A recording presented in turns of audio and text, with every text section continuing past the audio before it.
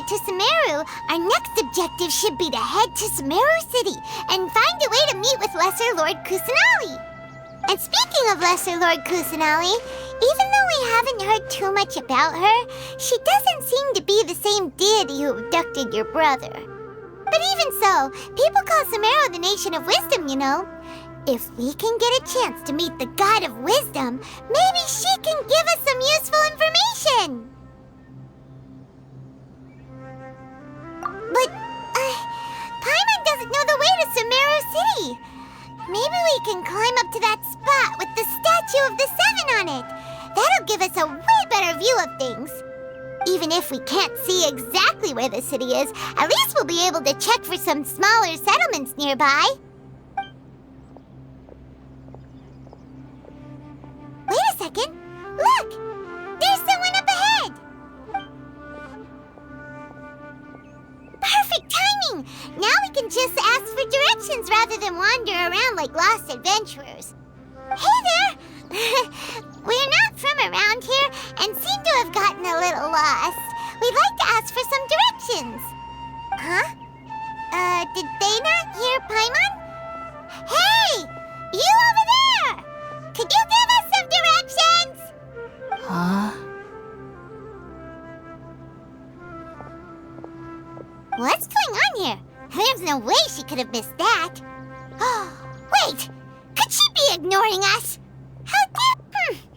Well, even so, she might be heading someplace where we could find other people to ask. Let's keep our distance and follow her. When we get the chance, we'll just ask someone else for directions.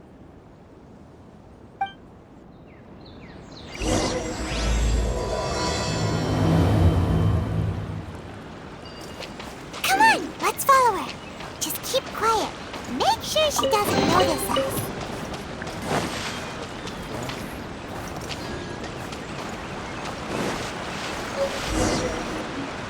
Huh? She just walked near that small waterfall and then suddenly vanished. Let's go take a closer look.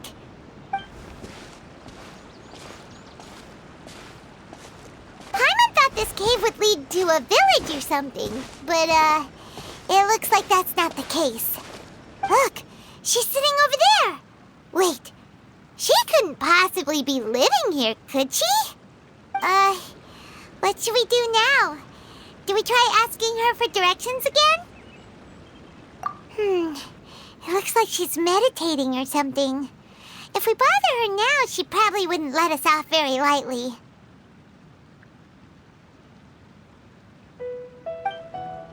Oh! What a lovely smell! It's coming from that sensor over there.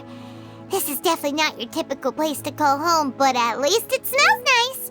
Maybe living here wouldn't be too bad after all.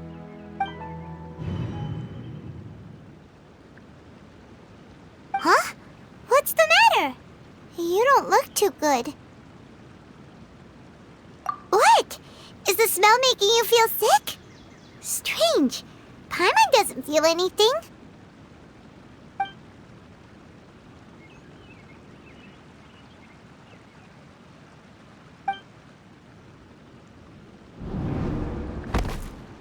What's happening? Traveler? This is no time for a nap. Oh, come on, wake up.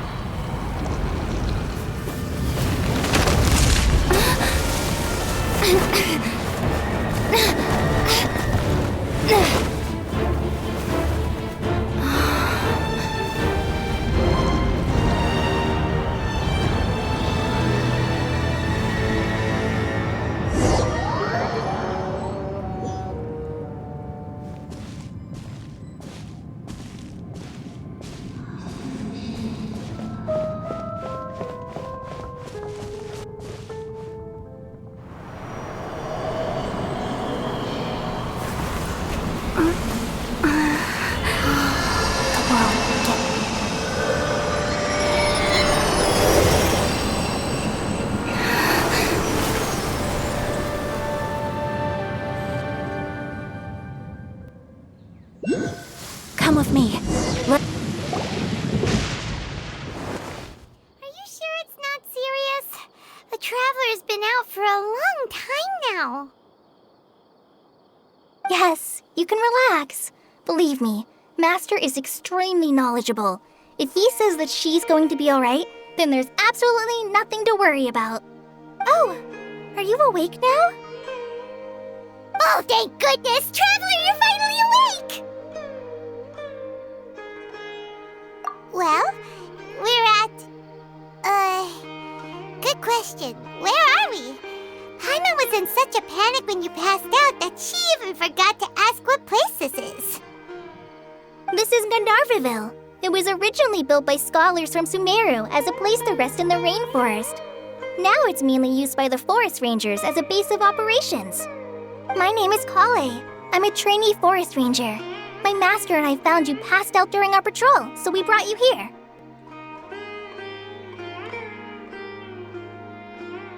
Oh, no things are necessary. I didn't do anything really. By the way, how are you feeling now? Any discomfort?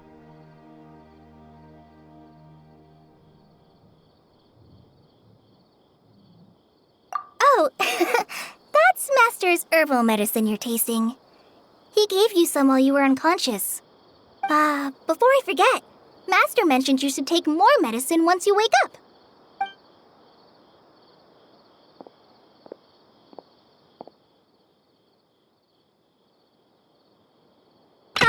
Whoops!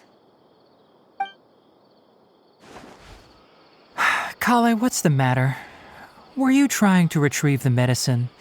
As I've already told you, you must be careful with these.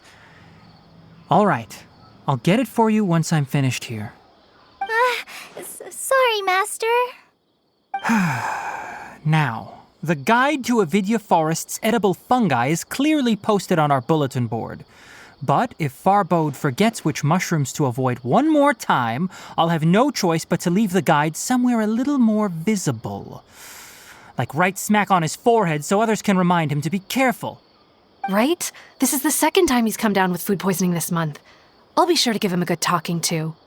Yes, please do. If, on the off chance, Farbode simply enjoys having little imaginary fairies dance before his eyes, then we'll just let him be. But the next time he requires any of our medicine, be sure to charge him accordingly.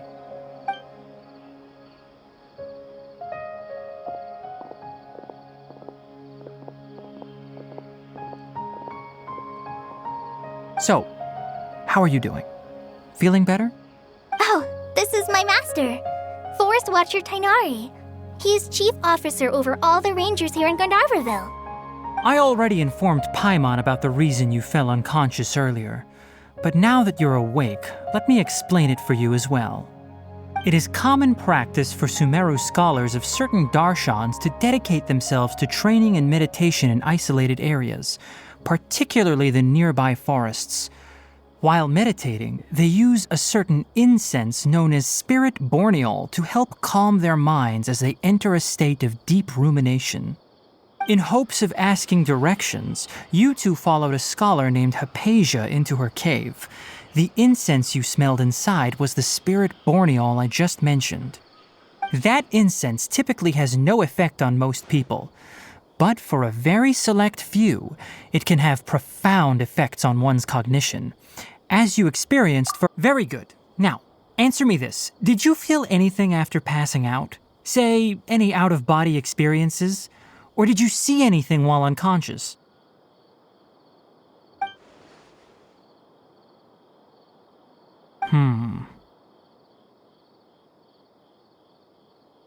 Kale, let the others know to stop bringing their patrol logs here for now. Huh? Why? Because these two will be staying here for the next few days. They can have my room and I'll bunk with Amir. Now get a move on and be sure to do as I've said. Yes, Master Tainari.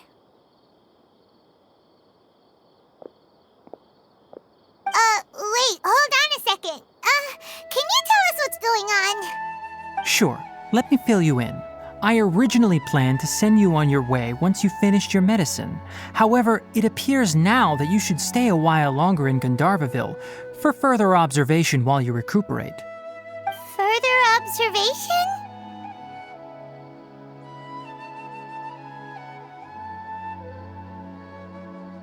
No need to be hasty. As long as you have the capacity to judge between right and wrong, I promise that you'll understand the gravity of the situation once I explain everything to you. Based on what you saw after smelling the incense and losing consciousness, we can conclude that you experienced a powerful hallucination, which suggests your mental state is not in the best of shape. If you're skeptical, have a whiff of this. Whoa!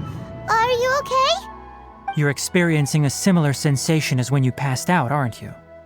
So even though your condition is stable as of now, if I were to haphazardly let you leave, it's highly likely that you'd suddenly pass out again somewhere else.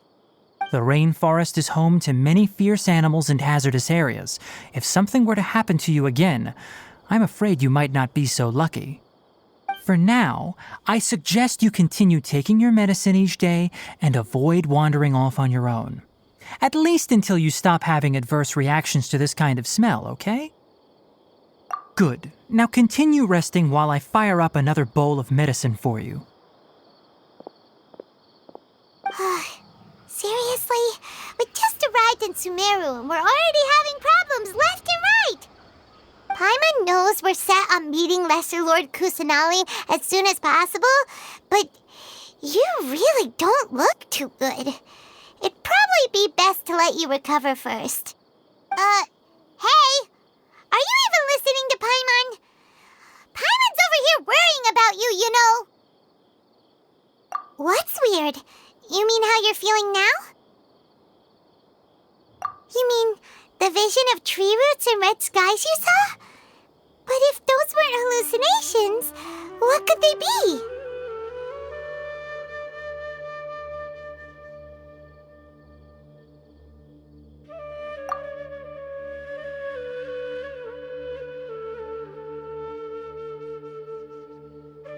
Well, considering how unique you are, Paimon trusts your judgment here.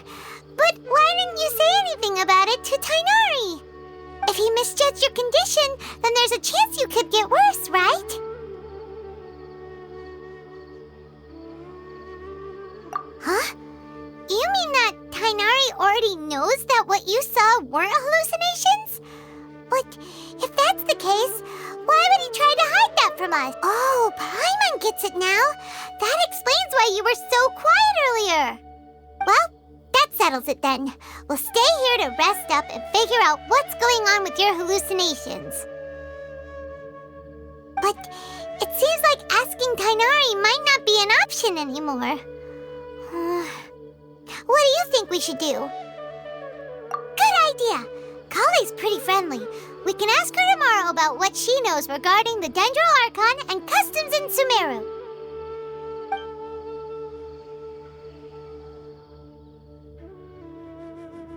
Rise and shine! Come on, it's time to go find Kale!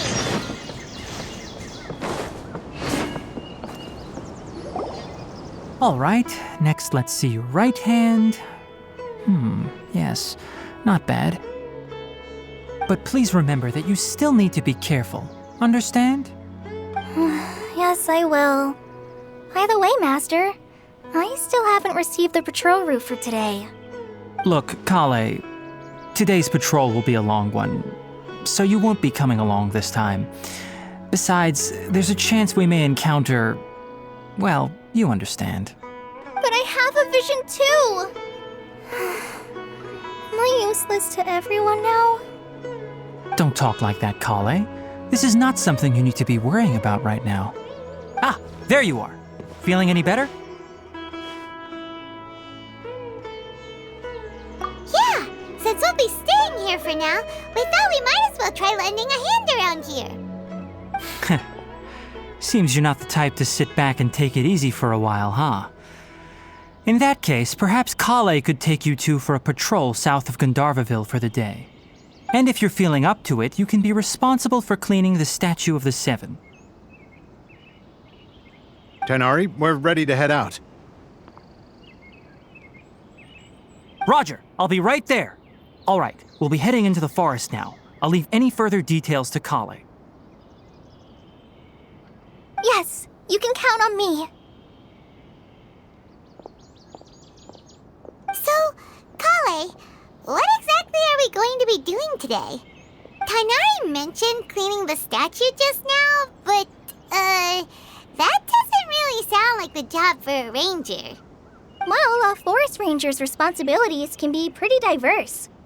They handle a variety of tasks, like checking the condition of outlying roads, maintaining forest facilities, ensuring fire prevention standards are met, and providing assistance to travelers and locals. As for Master, well, he has to handle more dangerous areas of the rainforest. Today we can perform routine checks on the pathway lamps as we make our way to the Statue of the Seven. Paimon, traveler, this way! You can leave the task of checking the lamps to me. In the meantime, you two can keep an eye out for anything unusual.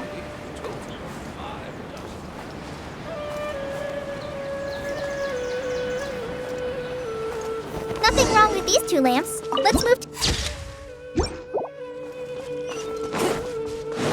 Oh, this lamp seems to be getting a little wobbly. Let me make a note of it.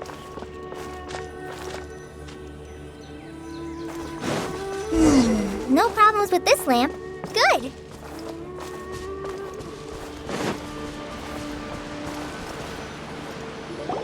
The Statue of the Seven is up on top of that large rock formation. You must have seen it when you came down this road before. It's pretty high up there, isn't it? Don't worry. If you're afraid you can't make it up there, I'm sure Master wouldn't mind if you don't clean the statue. Oh? I guess I'll leave it up to you then. There's not much footing once you reach the statue, so be careful up there. Paimon will fly up with you and help you with those hard-to-reach areas. By the way, Kale, do you know anything about the Dendro Archon? You know, what's she like? That depends. Are you referring to Greater Lord Rukkhadevata or Lesser Lord Kusanali? Huh? Greater Lord Rukkhadevata? Oh, is that the name of the former Dendro Archon? Uh-huh. Greater Lord Rukkhadevata was Sumeru's first Dendro Archon. She created the rainforest as well as the wall of Samiel around the desert. Her works provided a means of peaceful living for everyone. To the people of Sumeru, she's not only a symbol of wisdom, but also of power and kindness. Unfortunately, she disappeared in a great calamity that occurred a few hundred years ago. According to what Master has told me, the sages later found the newly born Dendro Archon and whisked her back to Sumeru. To celebrate the reinstatement of their lost deity, the sages dubbed her Lesser Lord Kusanali and let her reside in the sanctuary of Siristana. Uh-huh. Then what happened? Well, and then... I'm not too sure what happened, to be honest. Huh? You're not too sure? But aren't you from Sumeru? Yeah, I'm from Sumeru. But... Maybe it's difficult to discuss this topic with strangers. If that's the case, then don't worry, we understand. No, it's not that. I'm not trying to hide something from you. Besides, I don't consider you two strangers. Anyway, you two know Amber, right? Wait, Amber? You mean... Yes, that's her.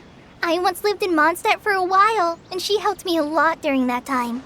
You could even say that she helped me become a new person. There's no one like Amber. She lives life to the fullest while always adhering to her strong sense of justice. She's ready to answer the call for action at any moment, but is also very understanding of others. She's like the spark that lights the fire in everyone's heart around her. If you ask me, she's a prime example of a true outrider. She's the first person anyone coming to Mondstadt will meet. You can't help but be enthralled by her charm and enthusiasm, causing you to fall in love with the lands of Mondstadt and...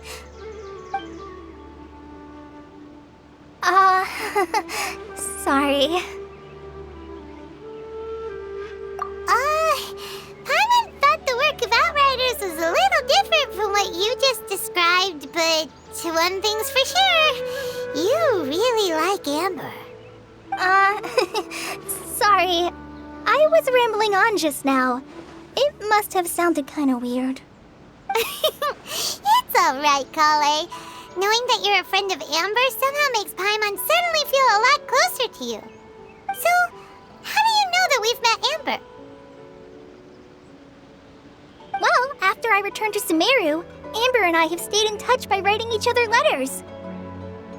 In one letter, she mentioned that Mondstadt was attacked by a fearsome dragon, but the city was saved by a mysterious blonde traveler and their floating companion.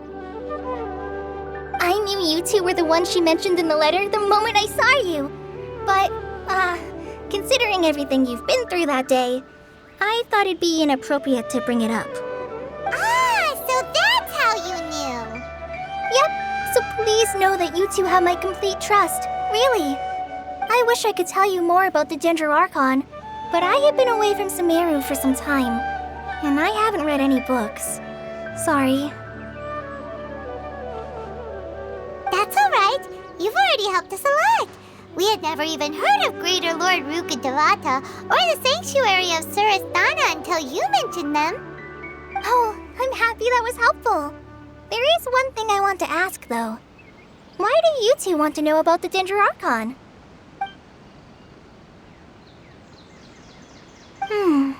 So that's why you're here. Thank you for telling me your story. Don't mention it. We are friends after all, right? Alright, we have a statue to clean. You both have my thanks. While you two are up there cleaning, I'll go ahead and inspect the forest canopy. Let's meet back here shortly. Huh. Now that Paimon looks at it, the deity that's carved on the statue is kinda small. Do you think she's supposed to be Greater Lord Rukkhadevata or Lesser Lord Kusanali? The name does seem to fit the statue somehow. Well, anyway, we'll have to figure that out later. Let's get started on cleaning the statue. Paimon will fly up and take care of the top, and you clean everything below.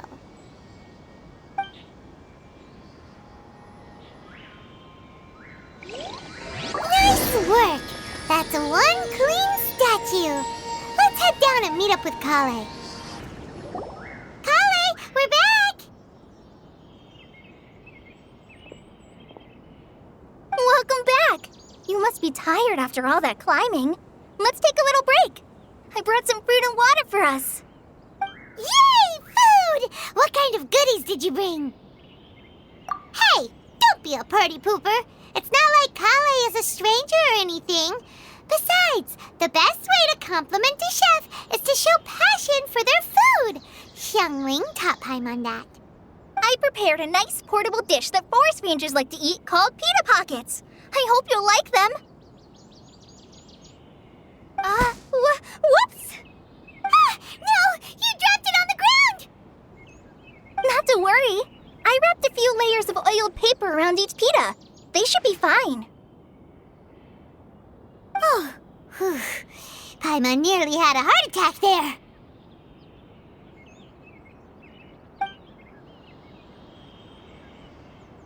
Those pitas are amazing! You're quite the cook, Kale. Thank goodness you wrapped them in paper. Paimon wouldn't have been able to sleep at night knowing something so tasty had been wasted. You really know how to compliment the chef, Paimon. Since you liked it so much, I'll be sure to give you a copy of the recipe sometime. I'll even include all my personal cooking pointers, so you'll be making your own pita pockets in no time. Yay! Thanks, Kale! It's hard to believe someone as diligent as you could have clumsy moments too. Oh, I guess it happens from time to time. So, Kale, don't you think that Tainari's a little too strict with you? He won't let you touch anything without his permission. Paimon knocks stuff over all the time flying around the Traveler, but she's never said anything. Everyone has their clumsy moments. No, you've got the wrong idea about Master.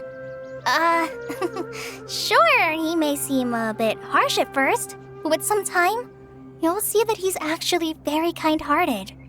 I've heard the veteran rangers say that Master is from some ancient and mysterious race that is known for their cunning wit and reclusive nature. Oh, by the way, you've heard of the Academia, right? Well, there's a group called,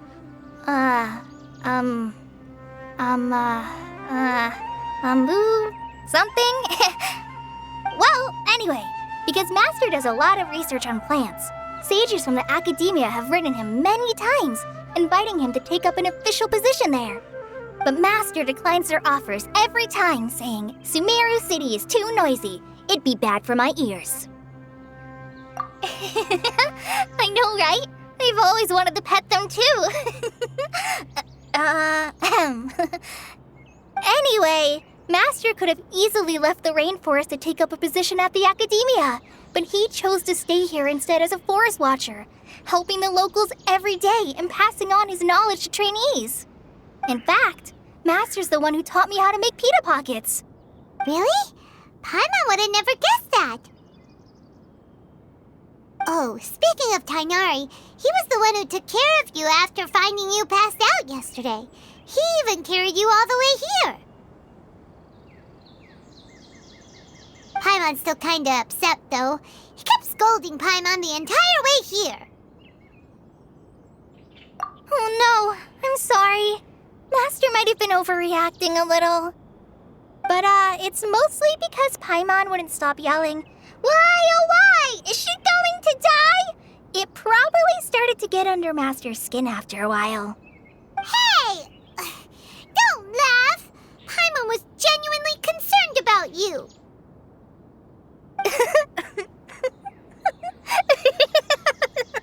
Hey! Now even Kale's starting to laugh. Ugh, that's it! Paimon won't forget this! It's time for some Paimonial wrath! No! Don't touch me!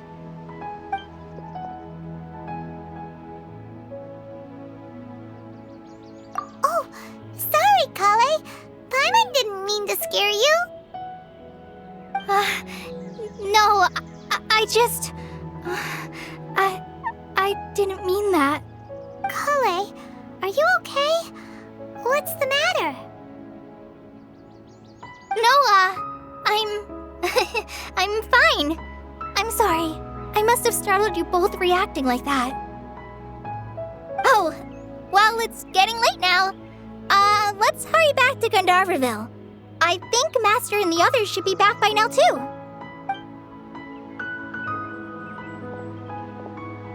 Huh?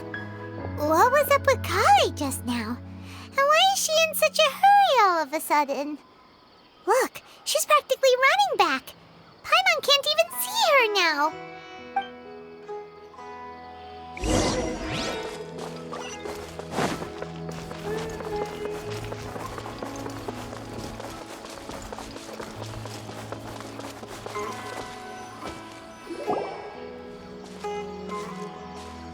Ah, Traveler, you've returned. Yep, we're back. Have you seen Kale by any chance? Oh, Kale? Yes, I saw her go into her room just a moment ago. Oh, okay. Guess we'll just have to wait and talk to her tomorrow then. Paimon was thinking all night about what happened with Kale, and still can't figure out what the problem might be. Maybe she's in a better mood now. Let's go check on her.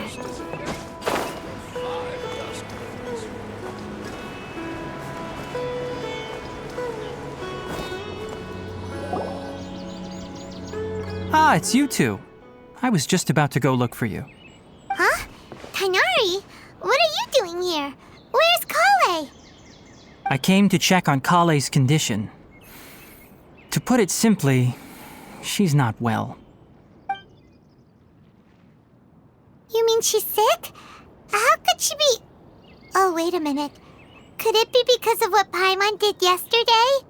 No need to worry. Something as small as you could never harm her. This sickness is something that Kale has been dealing with for some time. Kale has been more excited than usual since you two arrived. A little too much so, to be honest. She hasn't remembered to take care of herself. I suppose it's understandable, though. She hasn't been around anyone she considered a friend for some time now. It must have been refreshing for her to have you two here. So, Tainari, what's really wrong with Kale? Let's take this conversation elsewhere. Kale just fell asleep after taking her medicine. She needs some peace and quiet.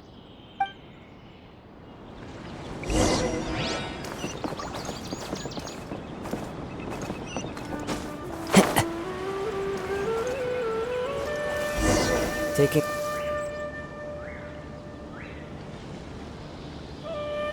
All right, let's continue our conversation here, shall we?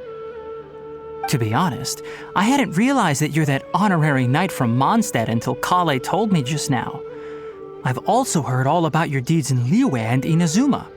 So, just to clarify, what I'm about to tell you about Kale is not because of who you are or your past feats. Instead, I am going to tell you because Kale asked me to. And honestly speaking, I was against Kale revealing her past to you. But she insisted, saying you two treated her with sincerity and as a friend. So now she wishes to reciprocate the gesture. So, Tainari, what exactly is wrong with Kale? You said this is something she's been dealing with for some time. Just how serious is it? Right. Ever since she was a child, she's been afflicted with a disease called Elazar. Elazar? Yes, it's a disease unique to the lands of Sumeru. It is characterized by dark and hardened scales that form on the body. At first, the afflicted may only feel mild numbness on the affected area of the skin. However, as the disease progresses, one may begin feeling fatigued and even experience peripheral paresthesia. In its final stages, the disease strips a person of the ability to control their own body, and they effectively become completely immobile. That sounds terrifying.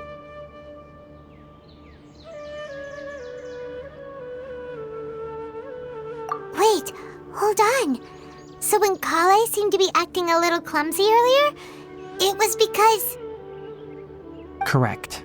That would be the effects of Elazar, which is precisely why I do not want her carrying or holding anything, lest she ends up hurting herself. With appropriate treatment, the disease can be effectively controlled before it progresses to a more serious stage. However, there is unfortunately still no true cure for Elazar. Nevertheless, Kale's mother still hoped that there was something out there. She handed Kale over to an organization known as the Fatui after one of their members lied and said they had a cure. What? The Fatui? Ah, it appears you are already familiar with them. That'll save me some explanation. Anyway, the person who eventually rescued Kale and brought her to me for care said that she had been given to a harbinger known as the Doctor. I have no idea how this doctor managed to do it, but her case of Elazar was completely stable for all the years that Kale was with them. However, Kale's days with the Fatui were anything but pleasant. Kale is a resilient individual and always tries to appear cheerful, but her experience with the Fatui has left deep scars. Even now, she can still feel deathly afraid of someone touching her. Oh, Paimon had no idea Kale's been through so much suffering. Oh, by the way, Paimon, Kale wanted me to tell you that she's sorry for scaring you yesterday. She also wanted both of you to know that she's sorry for hiding her illness. She doesn't need to apologize.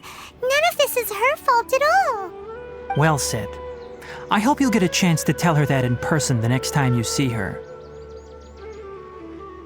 Kale once thought that it would be impossible for her to have any real friendships. I trust that you two will never let my trainee experience such emotional pain again. Don't worry, Tainari. We'll take good care of her.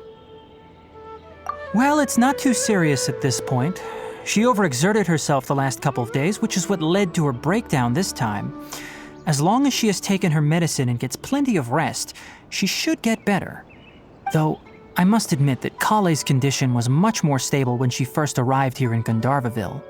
She was interested in the work of the forest rangers the moment she saw us. I could see that she was serious about learning, so I felt compelled to ask her to join us.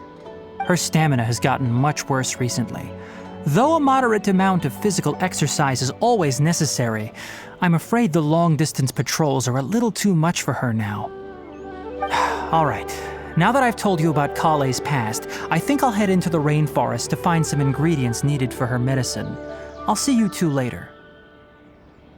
Yeah, we'd like to do something to help Kale too. All right, but I must warn you two. The rainforest is a dangerous place, especially for someone who's still recovering like the traveler. You must follow closely and listen to every instruction. No problemo. Let's go then. We'll be looking for a plant known as lunar lotus. It's often used to help those afflicted with Elazar recover their energy. Hey, Tainari, where exactly are we going to find this plant? Lunar lotus can be found all over the rainforest, but it often grows right here around Gandharvaville. Given the name, it sounds like we should be looking for it in the water. You are correct. Lunar lotus grows in the water. When fully matured, they look like giant blue flowers floating on the water's surface. Quite an attractive species, if you ask me. The large petals are actually the plant's leaves and sepals, which surround a very small flower. You should note that many of the plants found in Sumeru have names that are contrary to their species. Take the Kalpalata, for example. The plant is not a lotus at all, but rather a vine. And then there's the Sumeru rose, which is not a rose, completely contrary to its name. Oh, okay then. Note to Paimon, never bring up the topic of flowers with Tainari.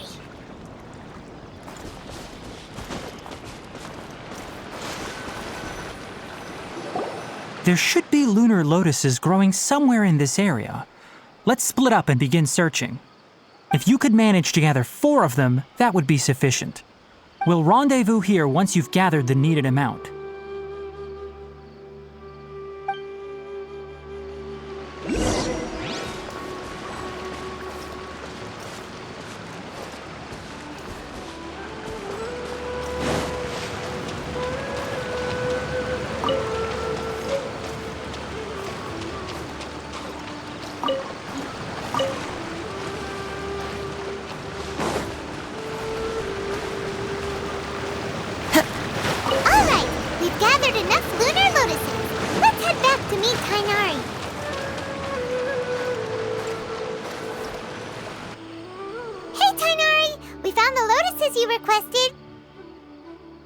Let me take a look.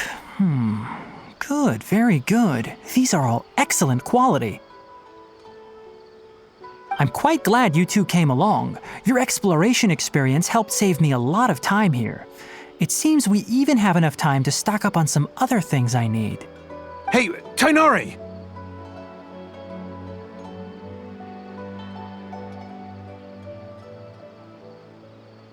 Oh, Tainari, someone's calling your name. They're dressed like a forest ranger. Ah yes, that's Amir and the others. But didn't they just set off not too long ago? What are they doing back so early? Let's go find out what's going on.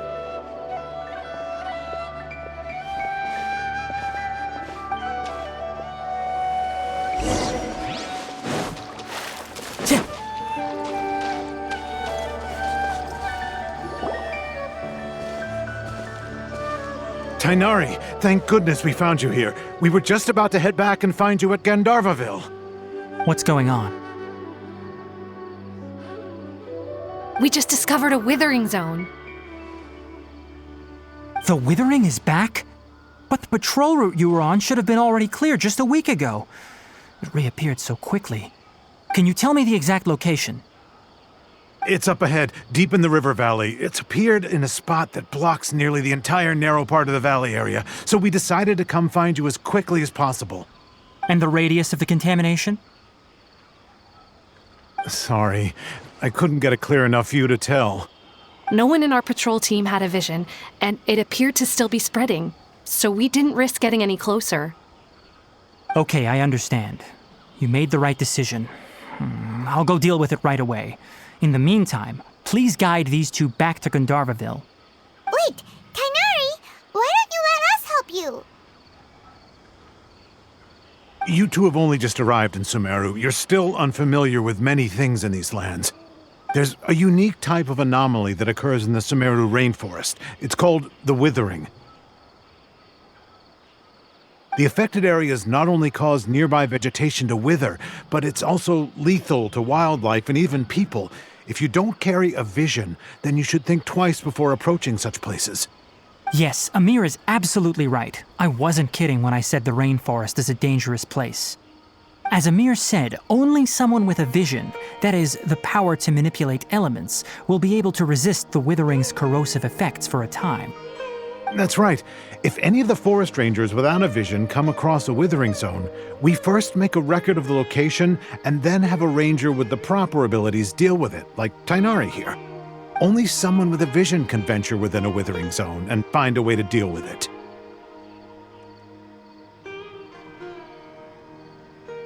But you don't seem to carry a vision. Don't worry, she may not have a vision, but she's a real pro at using the power of the elements. It seems the rumors about you are true. In that case, all right, you two may accompany me.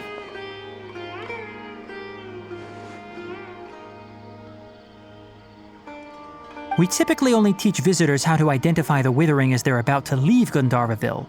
We'll make an exception today and show you what it looks like up close.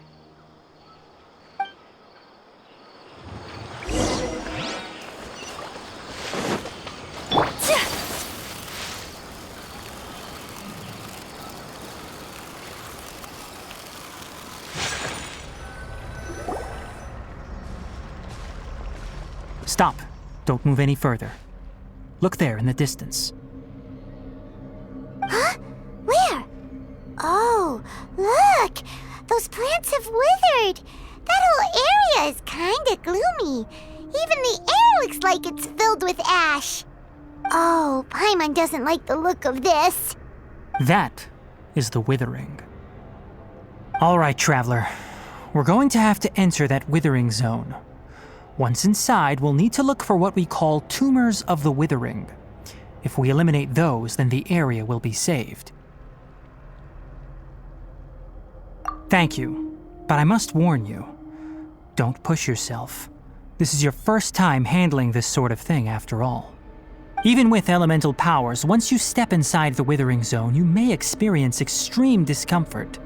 If at any point it becomes too much, return outside the zone and take a breather.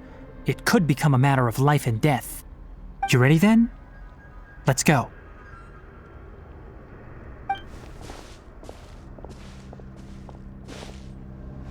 First, we must locate any branches sustaining the withering zone. Follow the wind.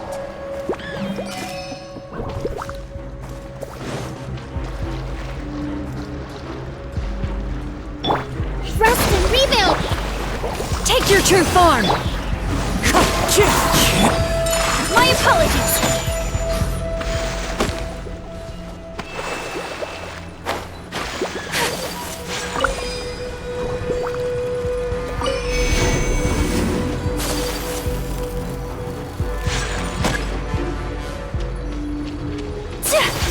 Take flight!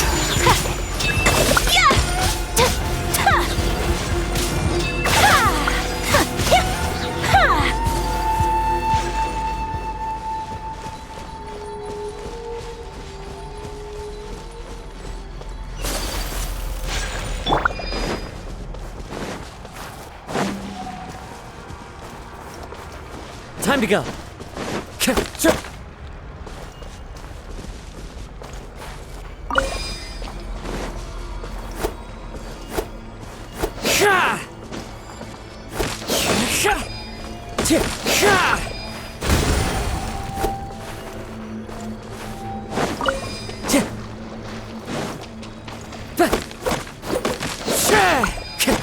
Great work.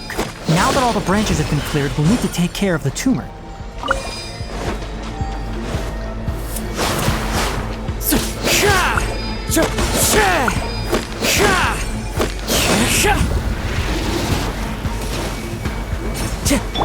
Hold the line! My will embodied. Whirling snow! Now, destroy the tumors of the withering.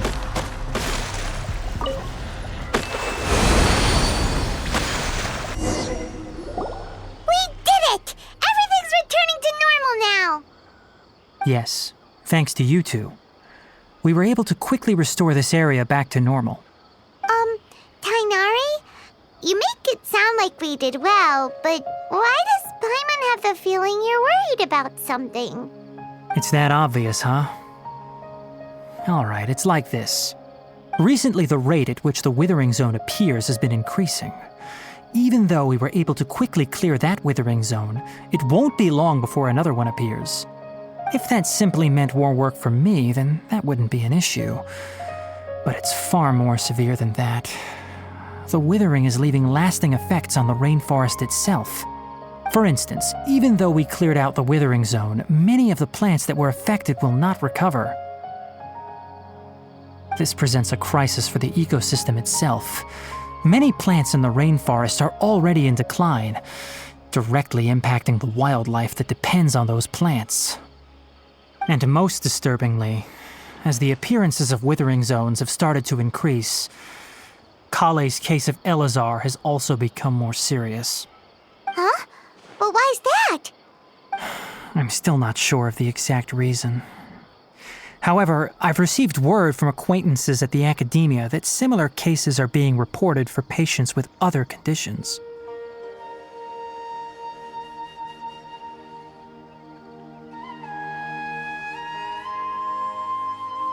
No, none that we know of. The withering has been recorded in Sumeru for millennia. It's said that it originates from the depths of the world. By the way, have you heard of Irminsul before?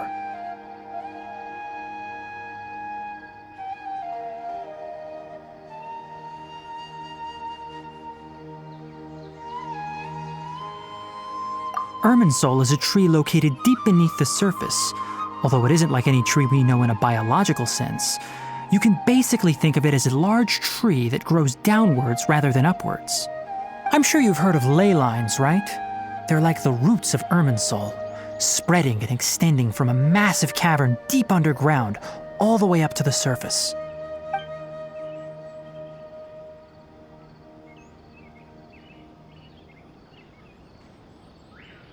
Ley lines continually absorb the memories of this world, which are then funneled into Irminsul, allowing it to collect knowledge and wisdom from ancient times to present day.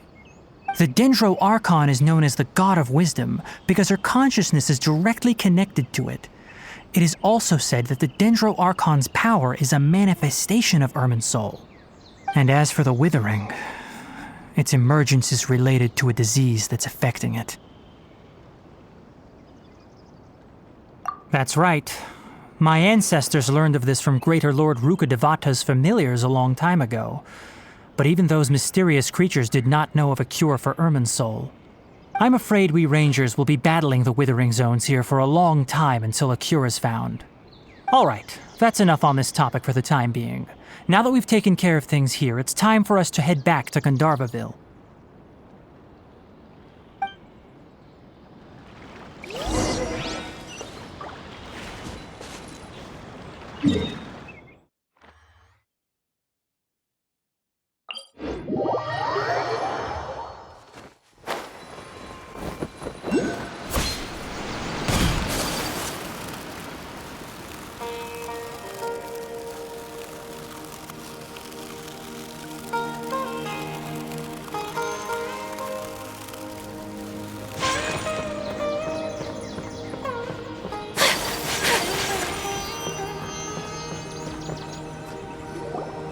Oh, Tainari, you all made it back. How did it go? The withering zone you reported has been taken care of. No need to worry. Huh. Wait, is that? Oh no, Hypatia!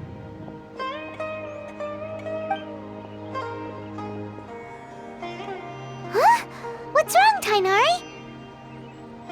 This Duskbird is Hypatia's designated courier for urgent news. You do remember her, don't you? She's the scholar you and Paimon were following when you first arrived in Sumeru. Oh, her? How could we forget? So did something happen? Let me see what's written in the letter first. Oh. So what's it say? And what's with that weird expression on your face? Just let Paimon read it. Huh? All Paimon sees are 3 squiggly lines. Yes, allow me to explain. After we brought you from Hypatia's cave to Gandharvaville, Hypatia resumed her meditation.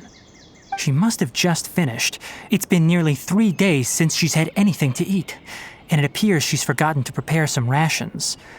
This letter is her asking us for help. We need to go. What? You mean she's been sitting there for 3 days?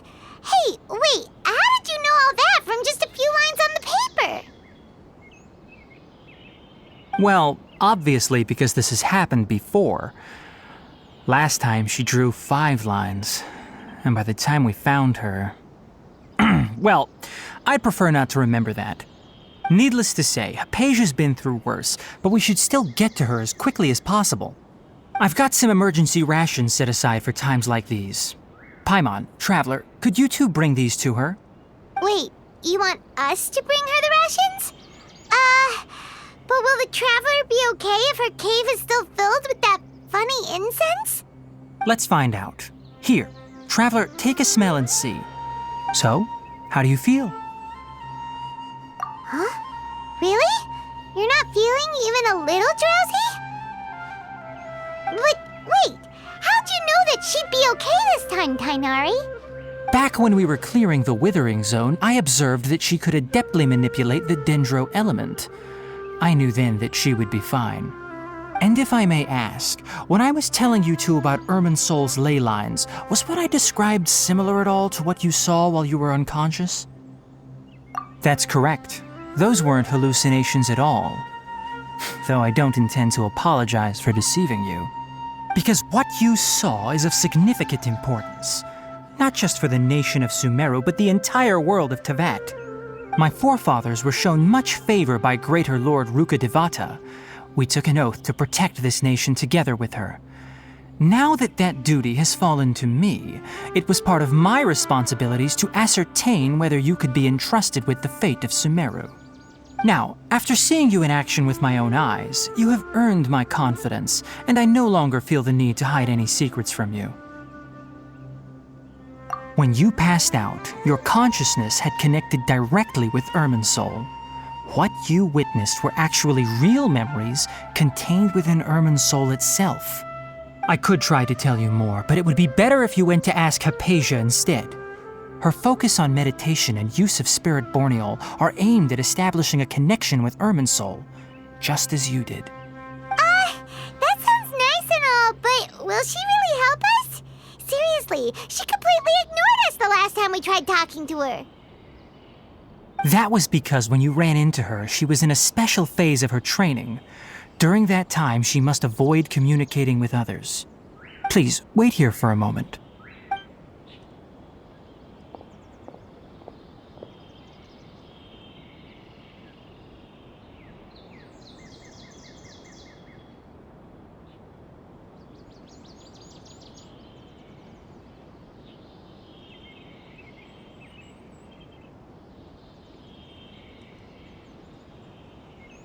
Here, take these. It's a meal I packed for Hypatia, as well as some other ingredients. I'm sure it'll come in handy. Also, here's a letter that I would like you to give to her. Just show it to her and she'll answer any questions you may have. No. I should be the one thanking you. You've both been a great help these last few days. Hypatia should still be in the cave. Let's go inside and see how she's doing.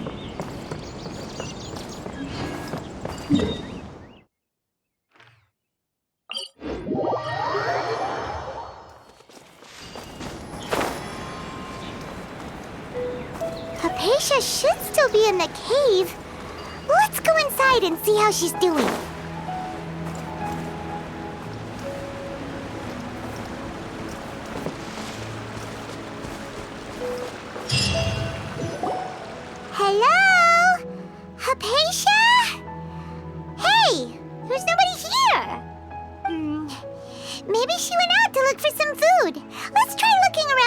area.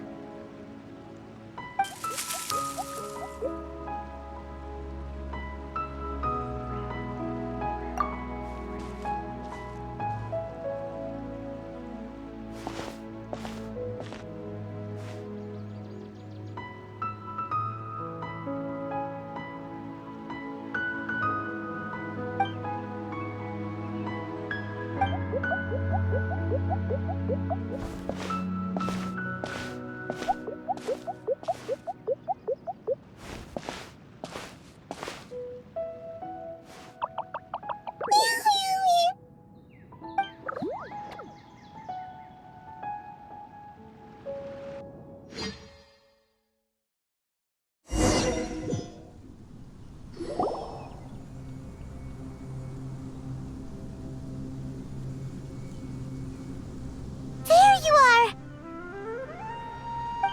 Hypatia, are you alright? So hungry. Eat water.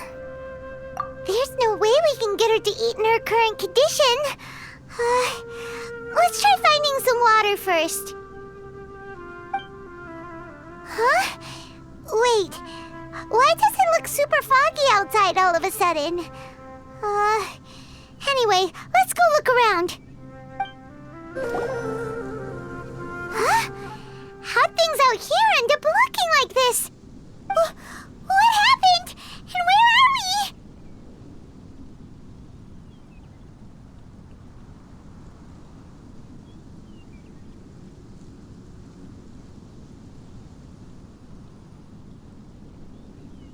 Really? Oh, maybe you're right. Let's go investigate the area.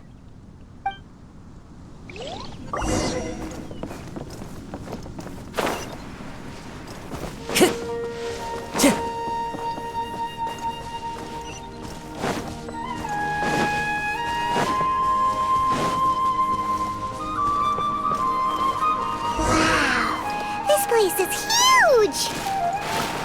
Paimon knew there's something off about that cave. Let's think of a way to get over there and have a closer look. Who knows? Maybe we'll find a lead of some kind.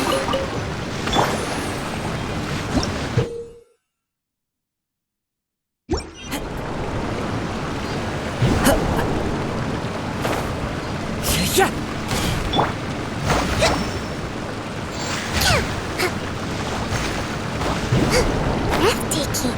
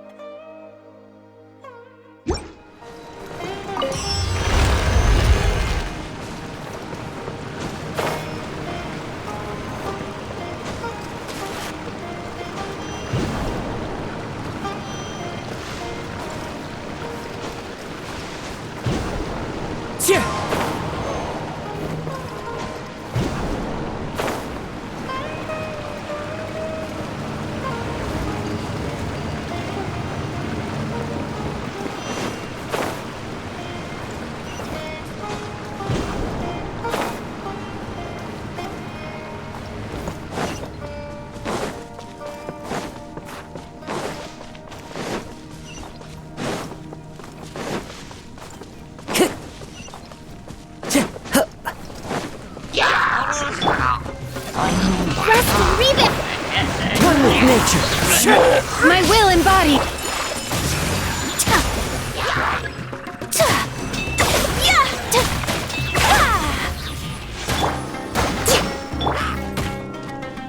Do your master's bidding! Whirling snow!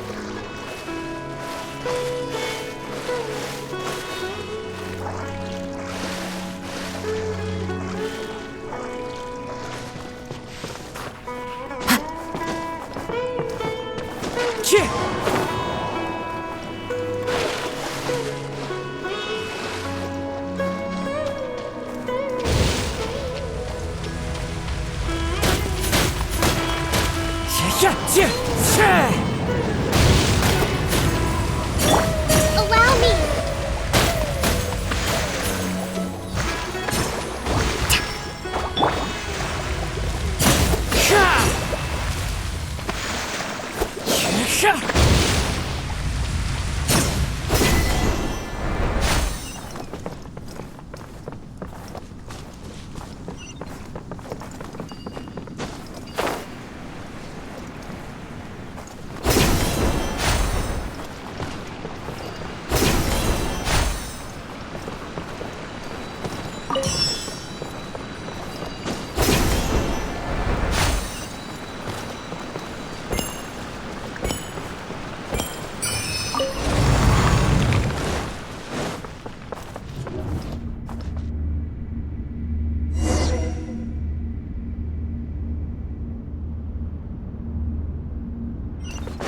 What in Tibet is going on here?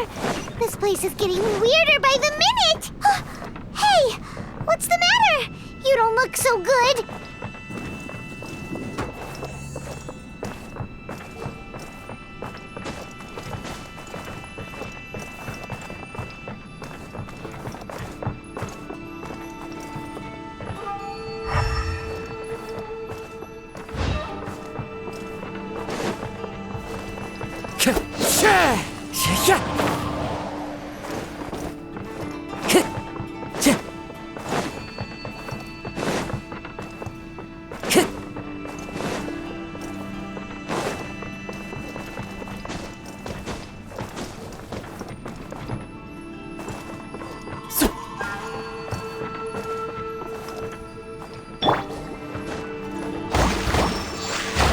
Rest and rebuild!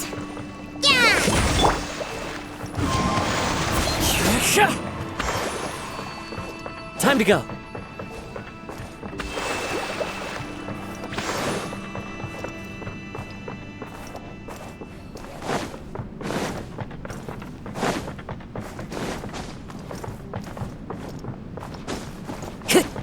Time to go.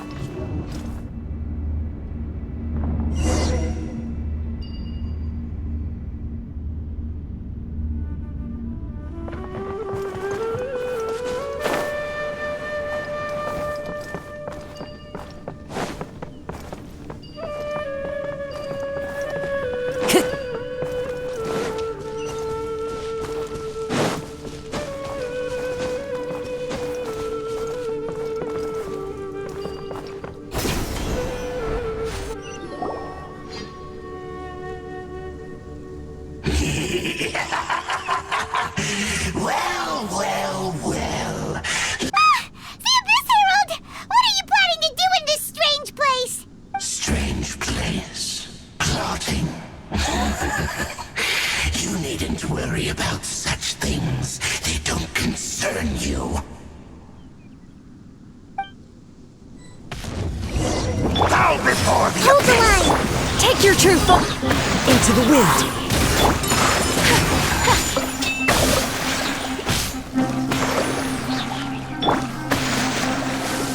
Cryo incarnate. Grant me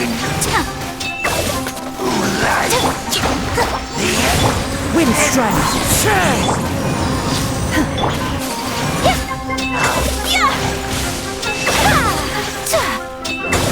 So rude! Huh? Why can't we beat this guy? Oh, Paimon doesn't get it! We faced others like him before! What's wrong this time? Traveler. Though you may have managed to avert countless crises before, your good fortune was bound to end sooner or later. It's time you realize how weak and powerless you really are.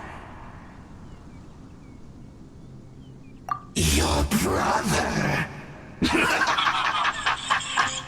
Oh, pitiful traveler. Are you really so ignorant? Or are you just living in complete denial? His Highness has long since forsaken you. Your meager existence in his eyes is that of an annoying bug, only to be stepped upon. The bonds of love and family which drive you to find your sibling are utterly gone. Your journey is meaningless. But don't you fret now. Today will be your last. Now die!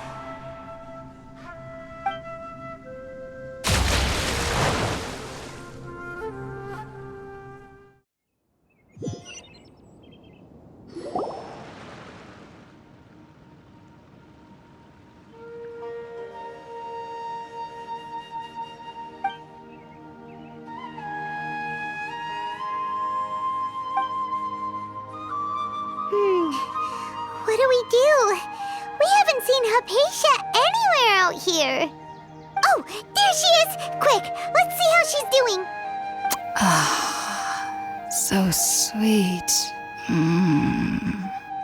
Well, the good news is that she's still conscious. Hey, why'd you drop her food on the floor like that?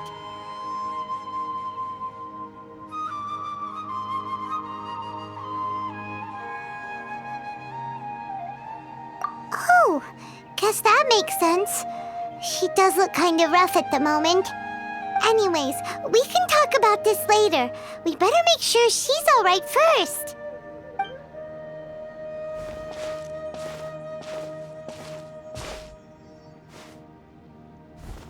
Whoa, wait a sec. Look at all this fruit lying around her.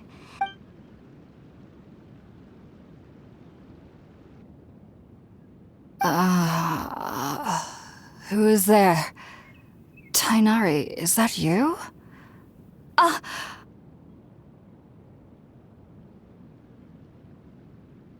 Huh? It's okay. You can relax, Hypatia. Tainari sent us here to bring you some food and water. Here, we have a letter that he asked us to give you.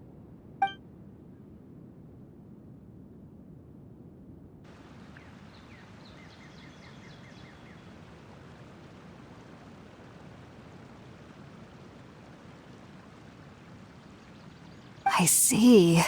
So, you're friends of Tainari. I apologize for all the trouble I've caused you. I'm grateful that you came so quickly to save me. You even brought all this fruit. Well, actually, we didn't bring the fruit. It was already here when we arrived. We were kind of wondering about that, actually. When we found you here, there was all this fruit lying around and even some juice dripping from your lips. How did you end up like this anyway? Oh, really? I seem to understand now. All the fruit was likely from my, neighbor. Must have come by and saw me like this. Your neighbor? You mean there's someone else living nearby?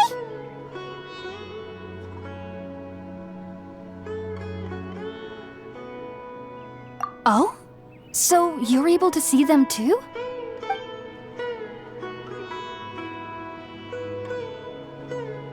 Wait, hold on a second, Traveler. You say that before we arrived, you saw some mysterious creature and suddenly had a strange dream? Isn't that a little too crazy to believe? No, I actually do believe what the traveler is saying. I myself had a similar experience once before and ended up scaring my timid little neighbor here. You needn't worry. They mean you no harm. They only dragged you into the dream because they hoped to buy themselves a little time in order to scurry away. So, Hypatia, just what kind of creature is your neighbor exactly? I'm not sure what it's called, to be honest. But I do know that they have some sort of deeper connection with the Dendroarchon. I know this because the first time I saw them was also the exact day my consciousness was able to form a connection with Irminsul. Even after I opened my eyes and stopped meditating, my heart was still pounding, and my mind was racing with all the knowledge that I had touched. And at that very moment, I suddenly noticed a small figure at the opening of the cave. In my curiosity, I began to walk over to the creature. They must have already been used to me living in the cave, because they didn't seem to mind me approaching them. They just kept doing whatever they were up to. It wasn't until I crouched down next to them that they suddenly realized that I could see them. Oh, and then? And then I had a dream. By the time I came to, they were nowhere to be seen. I was convinced they'd never show up again. But sure enough, I saw them nearby a few days later. And they weren't alone. I feel like they aren't as afraid of me as the first time I approached them. But I never would have expected them to save me.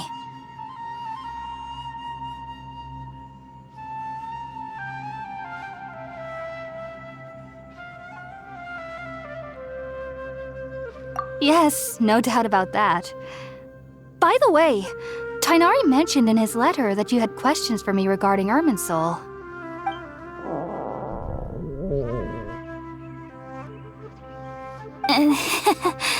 Sorry about that. Sounds like just drinking juice still isn't quite enough for my stomach. Well, if somebody hadn't dropped the food earlier... Anyway, looks like we'll need to prepare something ourselves. Besides, Paimon's getting hungry too. Let's eat first and talk about Irminsul later. All right, we're up, Traveler. Today's menu will feature sweet madame and a radish veggie soup. You'll love them, Hypatia. They're our specialties after all. Sounds good. I've never tried any dishes from other nations before. I certainly look forward to it. It's been so long since I've had a decent meal, too. To be honest, the last time had to be when Tighnari came to visit.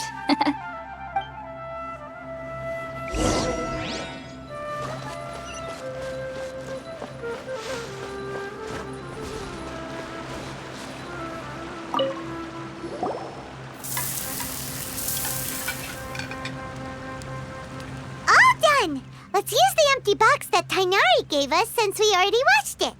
Oh, it smells amazing. And the box is a nice touch, too. Let's go serve this up and start...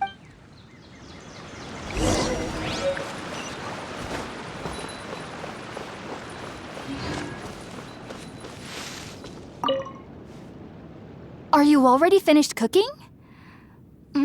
Smells delectable. I'm truly thankful whenever I can enjoy a proper meal like this.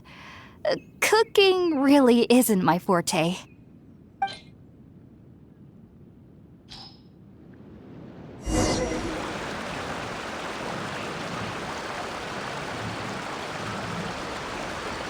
Even though everything you mentioned was in Tighnari's letter, it's still hard to believe you were able to connect with Irminsul immediately after smelling Spiritborn eel for the first time. It took me nearly 3 years before I could do so. And everyone at the academia even lauded me as a genius. You should know that some researchers spend their entire lives without ever successfully connecting with Irminsul as you have.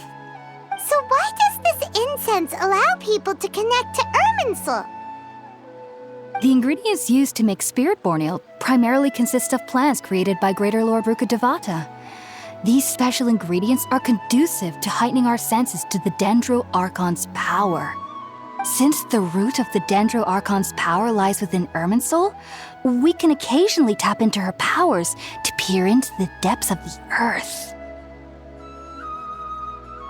Naturally, anyone who can establish a connection with Irminsul in their first ever attempt must be a person of great understanding. Makes sense. But Paimon's got a question. Why was she sensitive to the smell of those plants for such a long time? That was primarily due to her body's unique constitution. Stimulated by the incense, she could perceive the Dendro Archon's power and experience the sensory overload, hence the adverse reactions. Taking in any scent similar to the ingredients of spirit-born ale would cause adverse effects. Not to worry, though. It appears you've already fully recovered. Technically, your body should still be sensitive to the powers of the Dendro Archon, but unless you're using intentional meditation techniques, the scent of spirit-born ale should no longer trigger such reactions. Whew. Well, that's a relief. I must admit, I am quite envious of your abilities. Even if it meant suffering from pounding headaches for the rest of my life, I'd consider it worthwhile so long as I could connect with Irminsul at will. Whoa, you're really serious about this whole thing, aren't you? I am a researcher after all. As a member of the Ritaoist Darshan at the Academia, my main area of research is the stars and their connection to the fate of living beings. But there is still so much we don't know, especially regarding the mysteries that lie in the starry skies. Which is why I must turn to the all-knowing Irminsul for answers. If only my perception wasn't so limited. Unfortunately, I cannot guarantee that my every attempt to attune with Irminsul will be successful, or that doing so will leave my consciousness intact. I am currently in the stage of training known as Satyavada life. Many researchers in Sumeru have lost their minds while seeking to attune with Irminsul during this stage.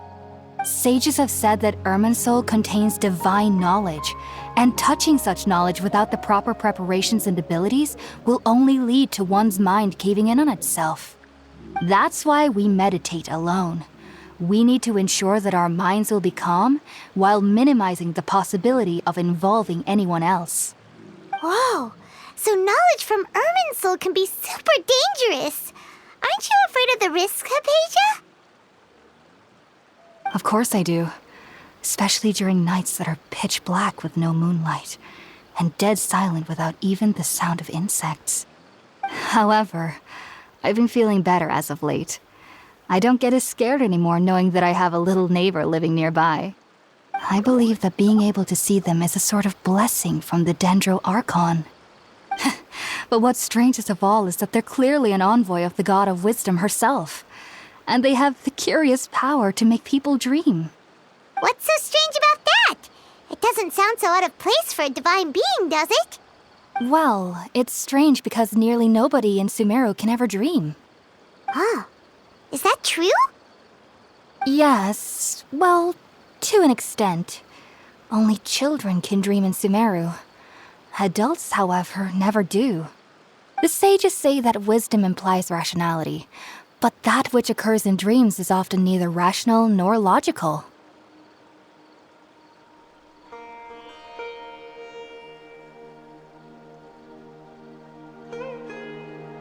Yes, if one struggles with anxieties, those emotions could influence their dreams. The fact that the people of Sumeru do not have dreams is seen as a blessing by the sages. They believe that Greater Lord Rukkhadevata, the God of Wisdom, is keeping us away from the foolish delusions you encounter in your sleep. I was born into a family of scholars in Sumeru City. Ever since I was a child, my parents would always tell me that I'll know I've grown up once I stop dreaming. I studied hard, enrolled as a student in the Academia, and went on to become a researcher. Sure enough, I never dreamed again.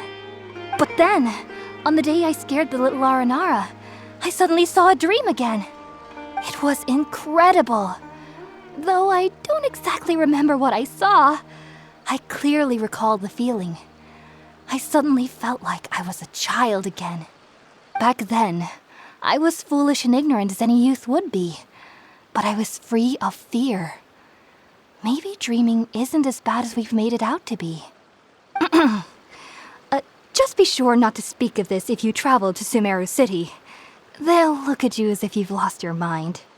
So, do you have any thoughts about the things she saw when she connected with Irminsul? Sorry. I'm afraid I don't have any answers as of now. All I can say is that what you saw is a memory contained within Irminsul itself. World forget me. What could that possibly mean? If only I could ascend past Satyavada life and begin Paripurna life, I might have some more answers for you. If you two are ever in the area again, please be sure to come and see me. There's no need to be thanking me. You two are my saviors. Besides, I'm already looking forward to tasting some more of your cooking.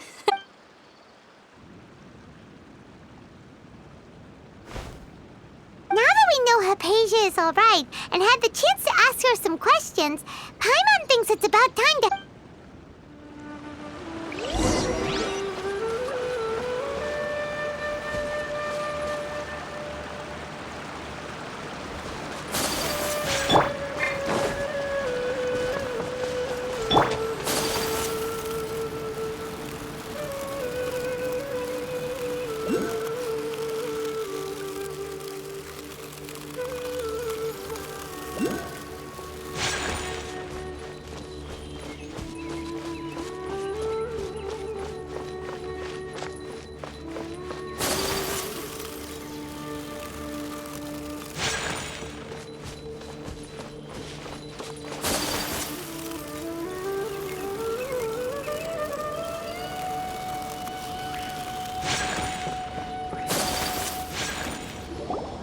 Think about it, Tainari. Refusing to join is tantamount to burying your head in the sand. I understand that you're a forest watcher and that it's your duty to combat the effects of withering zones, but isn't it evident that such work is not a lasting solution to the problem? As Sage Kage clearly stated, your presence and guidance in Sumeru City is pivotal in finding a cure for Irminsul. How could you possibly refuse? Keep your emotions in check, Gulam. Let's at least listen to Tainari's reason for declining. We're here to invite him to the Academia, not to cause a scene. Sage Kage, I am truly honored that you came here in person, but I'm afraid I must still decline your invitation.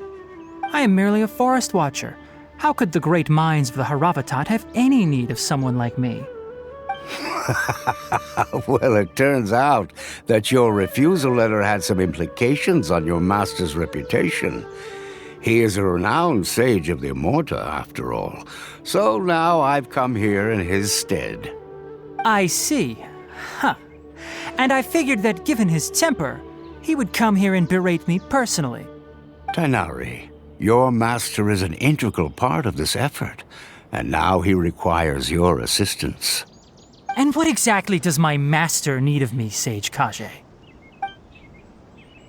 You'll know once you've arrived in Sumeru City, that is. And how long will I be required to stay?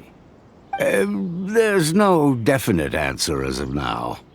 Do you mean to tell me that despite coming all the way here to Gandharvaville, you still can't answer the questions I laid out in the letter to my master? If that's the case, then I'm afraid I cannot give you a definite answer either. Tainari, but you... So be it. Come, Gulam, we're leaving.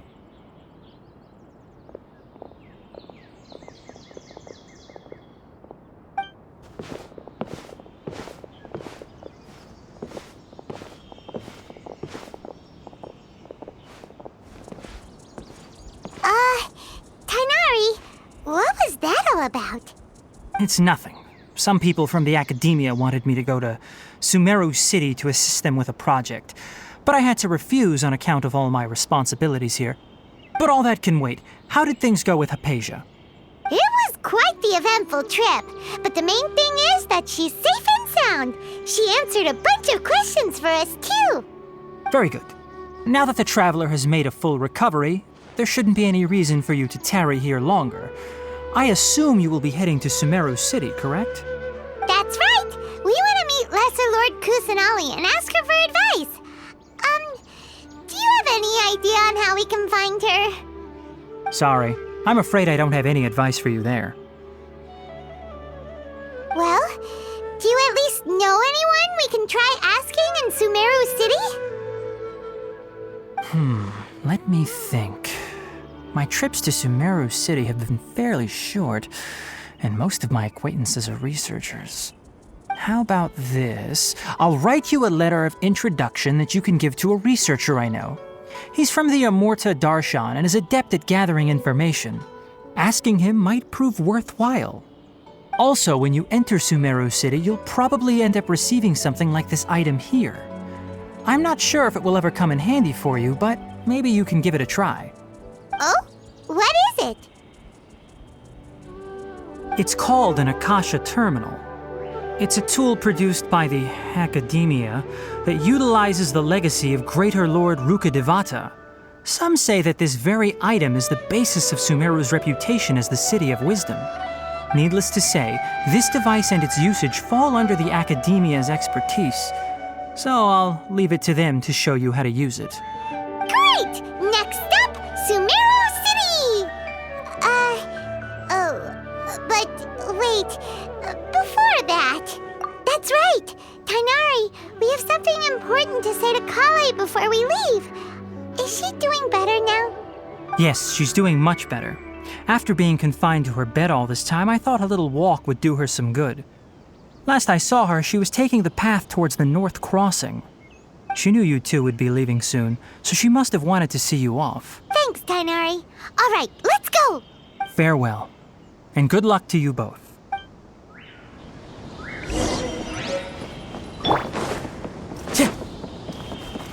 Time to go.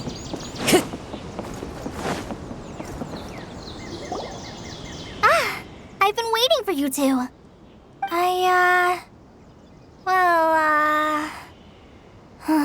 Never mind. I guess I should just wish you two a safe and successful journey. Thanks for waiting here just to see us off, Kale. We're headed to Sumeru City. Don't worry about me. I can take care of myself. My condition won't be getting in the way of my duties. I want to be a forest ranger after all. It's up to me and the others to protect the rainforest here. And, I'm sorry. I should have told you both about my condition when we first met. I just wanted you two to treat me as a normal friend, not some girl that needs your sympathy. But I guess now I understand that the most important thing is for friends to be genuine with one another. There's no need to apologize, Kale. We should be thanking you for trusting us enough to be your friends and sharing your past with us. We're probably still gonna worry about your condition, but that's because we're friends and we care about you. Thank you. That means a lot. Before you leave, I have something for you. Oh? What is it? It's my recipe for pita pockets. I told you that I'd give you a copy, remember? My handwriting is a little, messy, so please don't laugh. Yay! Thanks, Kale. Now we can eat those scrumptious little pitas whenever and wherever we like. I hope that whenever you eat them, you'll both remember your time here in Gandharvaville. Well then, I, trainee Forest Ranger Kale, bid you both farewell. Please visit Gandharvaville again. The Rangers will always be ready to assist you here.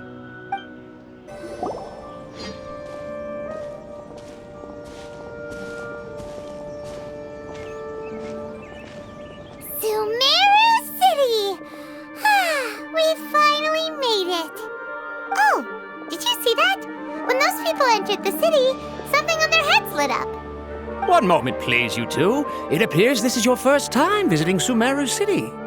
Oh, yeah, that's right. But how did you know that? Because there's currently no information on either of you in the Akasha. But no need to worry, that won't prevent you from entering the city. In fact, the Academia conveniently provides each traveler to Sumeru City with a device. Perhaps you too have heard of the Akasha before. It's our beloved Greater Lord Rukkhadevata's lasting legacy, a treasure trove of collected knowledge. After centuries of tireless research on the Akasha, the Academia created one of its most ingenious inventions, the Akasha Terminal. As long as you are within Sumeru's borders, you may use an Akasha terminal to connect directly to the Akasha and access any knowledge you need. I should mention that due to technical limitations, the operation of Akasha terminals will be much smoother and more effective in large cities such as Sumeru City and Port Ormos. Oh, so this is the thing that Tainari was telling us about. It sounds pretty amazing. You two are quite fortunate. Until recently, it was standard practice to only issue Akasha terminals to outlanders who spent an extended amount of time in Sumeru. However, this policy was recently changed, and now all travelers are issued one upon arrival. Here are your Akasha terminals. Please handle them with care. It kinda looks like a leaf. To activate it, simply hold it in your hand and say the following phrase to yourself. May the mighty God bless us with their voice of wisdom. Oh, since this little doodad lets you access knowledge, maybe we can use it to find a way to meet Lesser Lord Kusanali. Let's give it a try. Ahem. May the mighty God bless us with their voice of wisdom.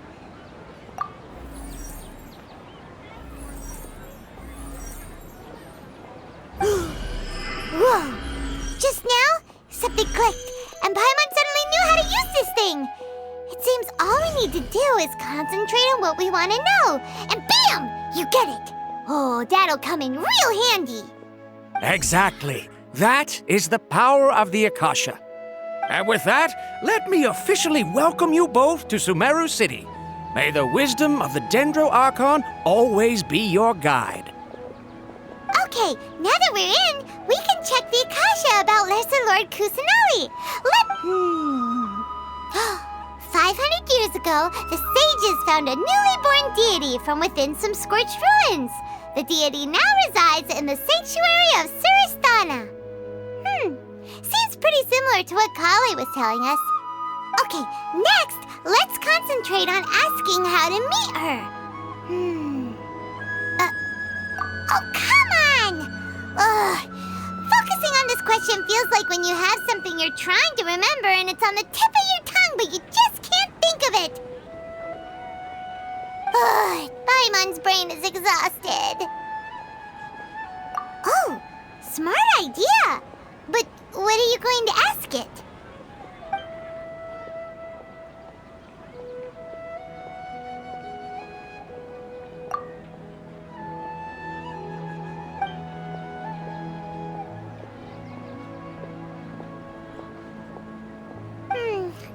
You too?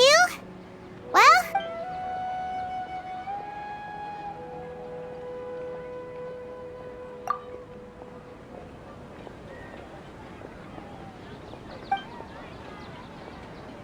Uh-oh. Paimon's getting all teary-eyed all of a sudden. It feels like the people of Sumeru really missed their Archon.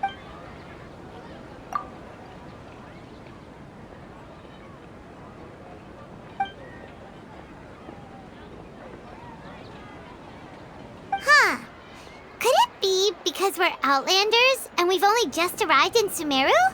You know, maybe we're not qualified to receive an answer to this sort of question or something. Well, seems no matter which way we try, we can't find anything that'll lead us to Lesser Lord Kusanali. Guess our only choice now is to try meeting with the researcher that Tainari recommended. He's from Sumeru and even has a position in the Academia. Let's see. Tainari wrote an address on the letter's envelope. Oh, it's not far from the city's gate. Let's head over and have a look. Hopefully he's at home. Hello, are you Rohawi? Yes, that's me. Can I help you? Great! You see, Tainari sent us here and... What? Tainari? Please, there's no need to say anything, really. Sure, I admit that the article I published last month wasn't my best work, and maybe the data didn't produce the most convincing results, but...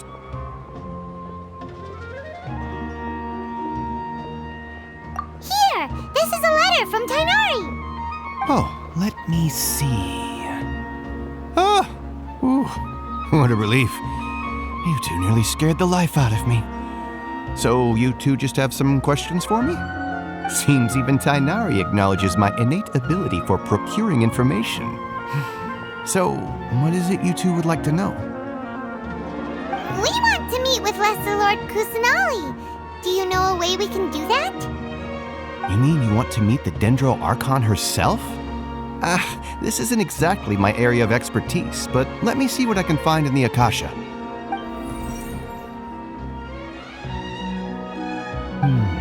Sorry, the Akasha didn't respond to my query.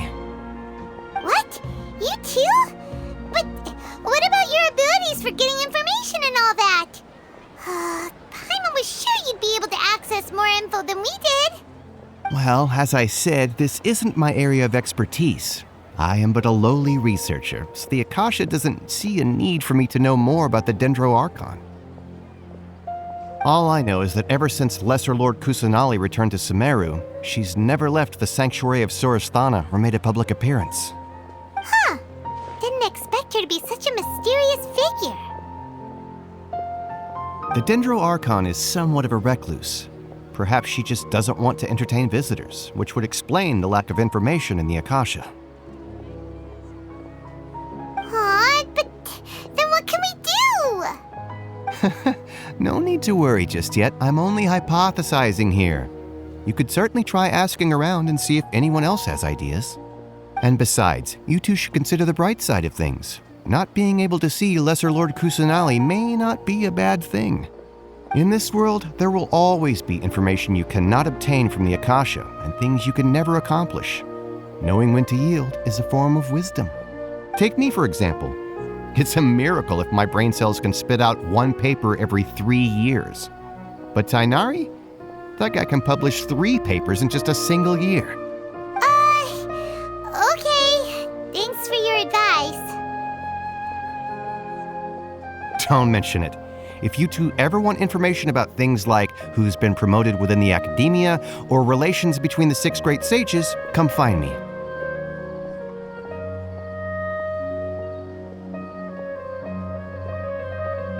Hey, come on! This is a survival skill at the Academia. Oh, Paimon's expectations were pretty low, but this is so low it's like digging holes in the dirt. So what do we do now? Even if we want to talk to someone, we don't know anybody here.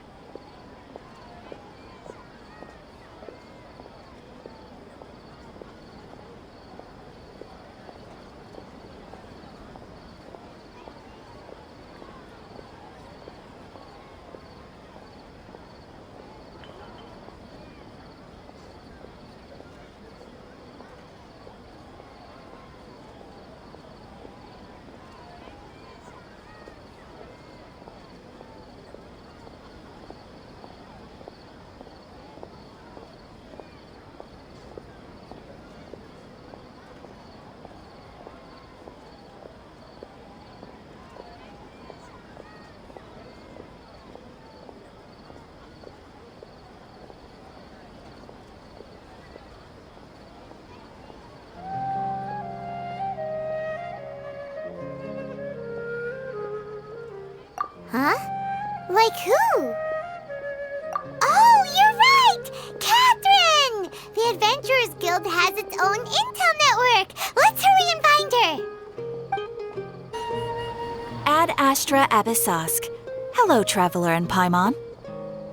Catherine, we need your help with something. Understood. The Adventurers Guild is always ready to serve you. With what do you require assistance? We want to meet with Lesser Lord Kusanali. Do you know a way we can do that? You two wish to meet with Sumeru's Archon. Understood. Please wait.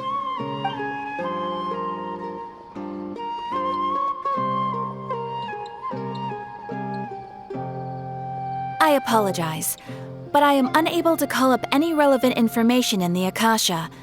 I'm also unable to locate any pertinent information in my personal memory. Aw, another dead end.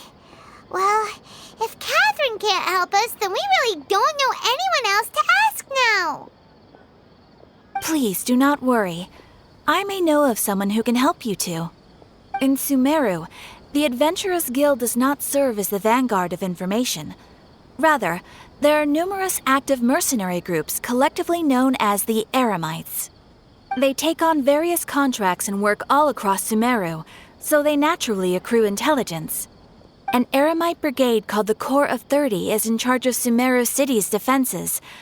Not only are they the oldest brigade, but they are responsible for managing and coordinating the affairs of all other mercenary brigades. Corps of 30? What a weird name. Supposedly, they are named as such because their ranks numbered 30 at their inception. Asfand, an advisor with the Corps of 30, maintains good relations with the Adventurers Guild. Though he's already retired, he and his words carry great weight within mercenary circles. If you'd like to get in contact with him, you can find him at the Corps of 30's headquarters, the Citadel of Regzar. You're welcome. I wish you two the best of luck. We look forward to your exploits in Sumeru. All right, off to the Citadel of Regzar we go!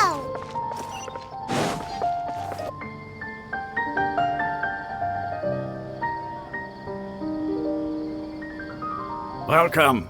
The Adventurers Guild told me to expect you two.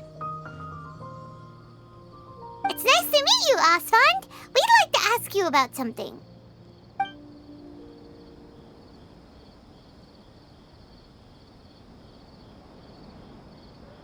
I see. So, Catherine's the one who sent you this way. Ha! It's true that the Eremites' network is vast, but even I can't help you meet the Dendro Archon. Wait, seriously? That's it? Afraid so. The Eremites aren't terribly religious, so we don't know much about divinities. As far as the Akasha goes, we can access even less than you. We originally came from the desert. The gods there died off long ago. Since those days, we've used our own two hands to carve out a living. We don't beg gods for their aid. It isn't just us, though. If you ask me, I think most in Sumeru aren't interested in Lesser Lord Kusanali. Oh? Why's that? Just take the Academia, for example. They're the ones who truly rule Sumeru. Although they believe in gods, most of them only care for the late Greater Lord Rugadavada. In their eyes, she was the one who founded Sumeru and gifted us with the Akasha. Lesser Lord Kusanali just happened to inherit her legacy. Because of the Academia's influence, most citizens are more familiar with, not to mention that Lesser Lord Kusanali never makes an appearance, and the Academia never announces anything about her. As far as the people of Sumeru are concerned, she's just a god that exists. Really? Aw. After hearing all of that, Paimon sort of feels bad for Lesser Lord Kusanali. Ha! But who knows? We're all just guessing when it comes down to it. Besides, I'm sure the God of Wisdom doesn't worry about her reputation among people like us. All right. Well, thanks for the info, Asfand. No problem. Always happy to help out the Adventurers Guild.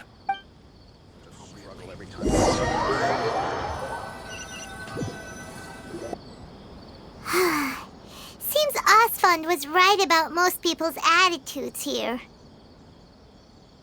Not only are they not interested in the Dendro Archon, they even say stuff like, if the Akasha doesn't think I should know, then I don't need to know about it. We've been asking for information non-stop ever since we got to Sumeru. But the harder we try, the more helpless everything seems. Isn't there there at least one person in this entire city who cares about Lesser Lord Kusanali? Oh, you two are interested in Lesser Lord Kusanali? Huh? Who are you? From the sound of it, you two are Outlanders who recently arrived here. You've been asking around for information on Lesser Lord Kusanali, right? Oh, I'm sorry. I forgot to introduce myself. I'm Dunyarzad, one of Lesser Lord Kusanali's faithful followers. Whoa, really? Then do you know how we can meet with her? I'm afraid I can't help you with that. But your conversation earlier did happen to remind me of a legend about the Dendro Archon. Sure. It goes like this. Long, long ago, there was a man who heard a prophecy. It predicted that a great calamity was about to befall him. Panicked by what he heard, the man sought out the Dendro Archon in hopes that she would bless him with the wisdom to help him escape his predicament. The man journeyed across deserts and through rainforests and experienced tribulations of every kind. However, he still couldn't find any trace of the Dendro Archon. In despair, he thought, alas, the Archon has abandoned me. He then had no choice but to sorrowfully resign to his fate. Okay, and then what happened? And then, the calamity came. But to his own surprise, the man felt somehow emboldened by the trials of his journey. By relying on his own strength, he managed to overcome the adversity. At that moment, a bird perched upon his shoulder. This bird was, in fact, an avatar of the Dendro Archon. She said, "O Archon Seeker, do you now understand? She and her wisdom have long been found by you. Along your journey, we were in every flower and blade of grass, every ray of sparkling sun, and every breath of dancing wind. So long as you continue to think and ponder, we'll be wherever you go." Yeah, thanks for the story! Paimon feels all warm and fuzzy inside after that.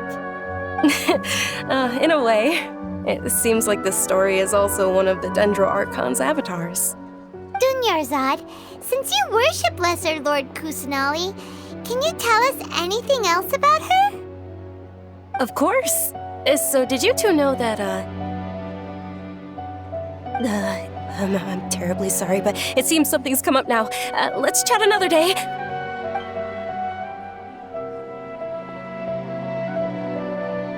Hey, wait! What the heck just happened?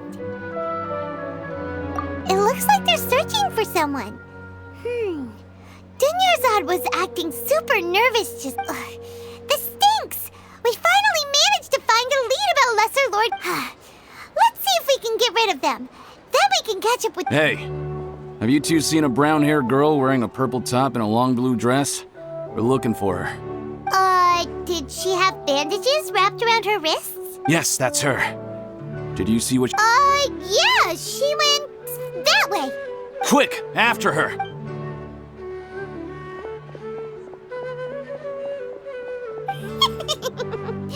That should keep him busy for a while.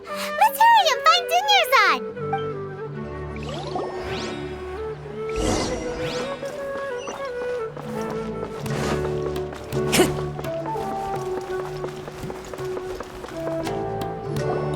There you are, Dunyarzad. We thought you might have been long gone by now. Oh, it's you two. Oh, you startled me there. You can relax now. We threw those people looking for you off the trail. Really? Thank you so much. Unfortunately, I believe there's still more of them out there looking for me. Uh-oh, looks like there are some coming this way. Huh? More of them? Then what are we standing here for? Run! No, wait, my body isn't in the best shape.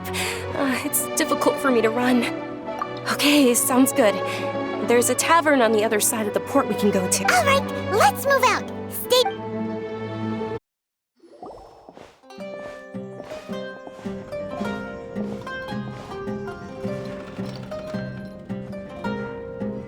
We made it. Oh, they shouldn't be able to find us now. Wait, stand down, Dia.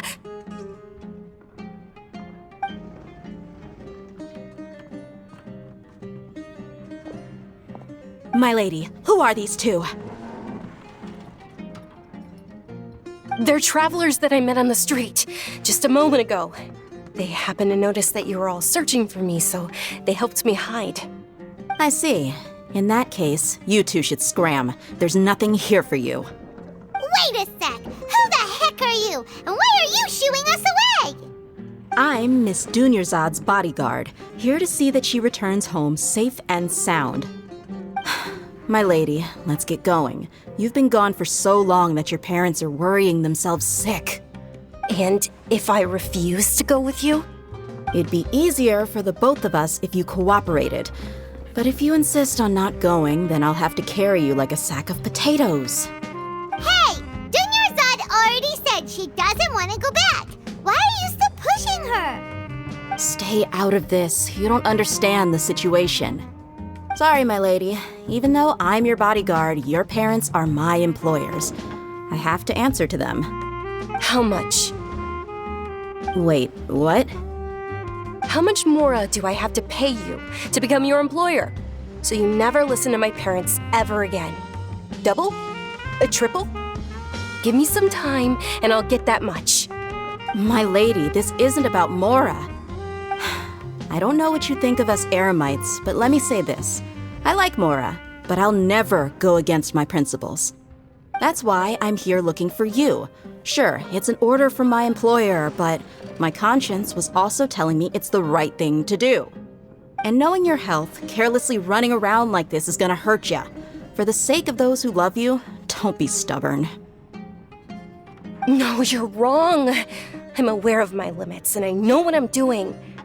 Honestly, the only people being stubborn right now are my parents. And they know perfectly well that it makes no difference if I'm at home or not. They still won't accept reality. And every time I bring this up, they just change the subject. Dia, you've been living with us a long time already. This should be old news to you. Dia, I know it hasn't been easy for Mother and Father, and I'm grateful for everything they've done for me. But there's someone else in this world I'm also grateful to. Because she saved me. The love I have for her is the same I have for my parents. This is my life and my last chance. So I want to do something meaningful.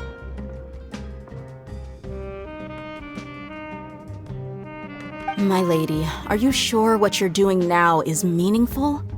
Yes, I'm sure. At least, it is to me. Fine, I won't ask you to return home anymore. But let me make something very clear. I'm only doing this because I respect your determination, not because I agree with you. Thank you, Dia.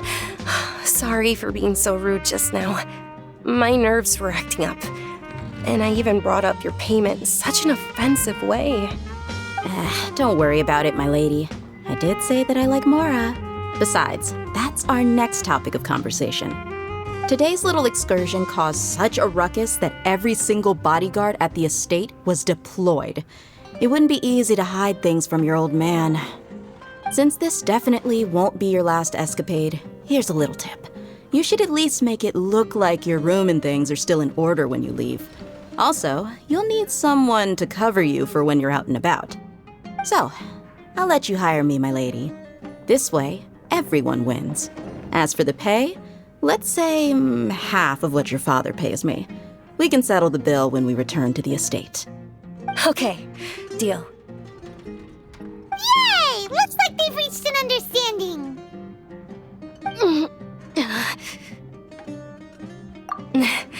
I'm fine, really. I just feel a little tired. My lady, stop trying to look tough. We're already in a tavern, so let's rest up and grab some grub. I'm sorry for worrying you two. If you don't mind, I'd like for you to join us. Sure! After you rest up, we want to hear more about Lesser Lord Kusanali.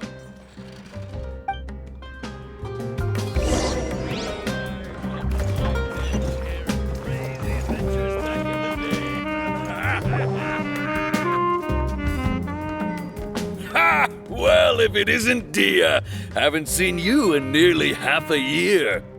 Word on the street is that you're a bodyguard for the Homayani family now. Ha! Don't you find that kind of work boring? Nah, you get used to it. How about a menu over here? You got it. Huh? Isn't this little Miss Homayani herself? We don't get to serve personages like you very often. We'll be sure to prepare our very best. Thank you, sir, but there's no need. I don't have a lot of Mora on me, and I really ought to save as much as I can. But please bring these two the best food you have. They're my new friends, so I want to be a good host for them.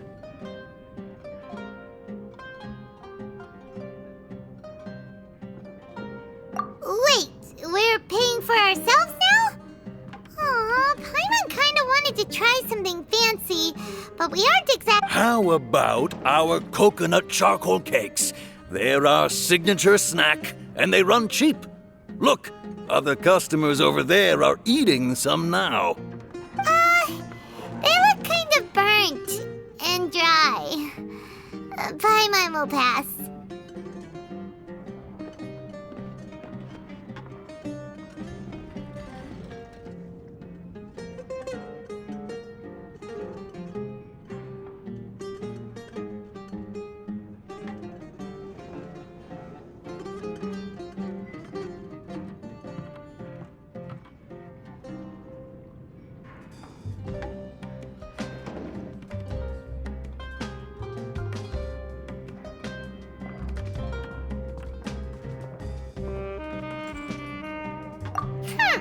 What do you have against my slime dishes?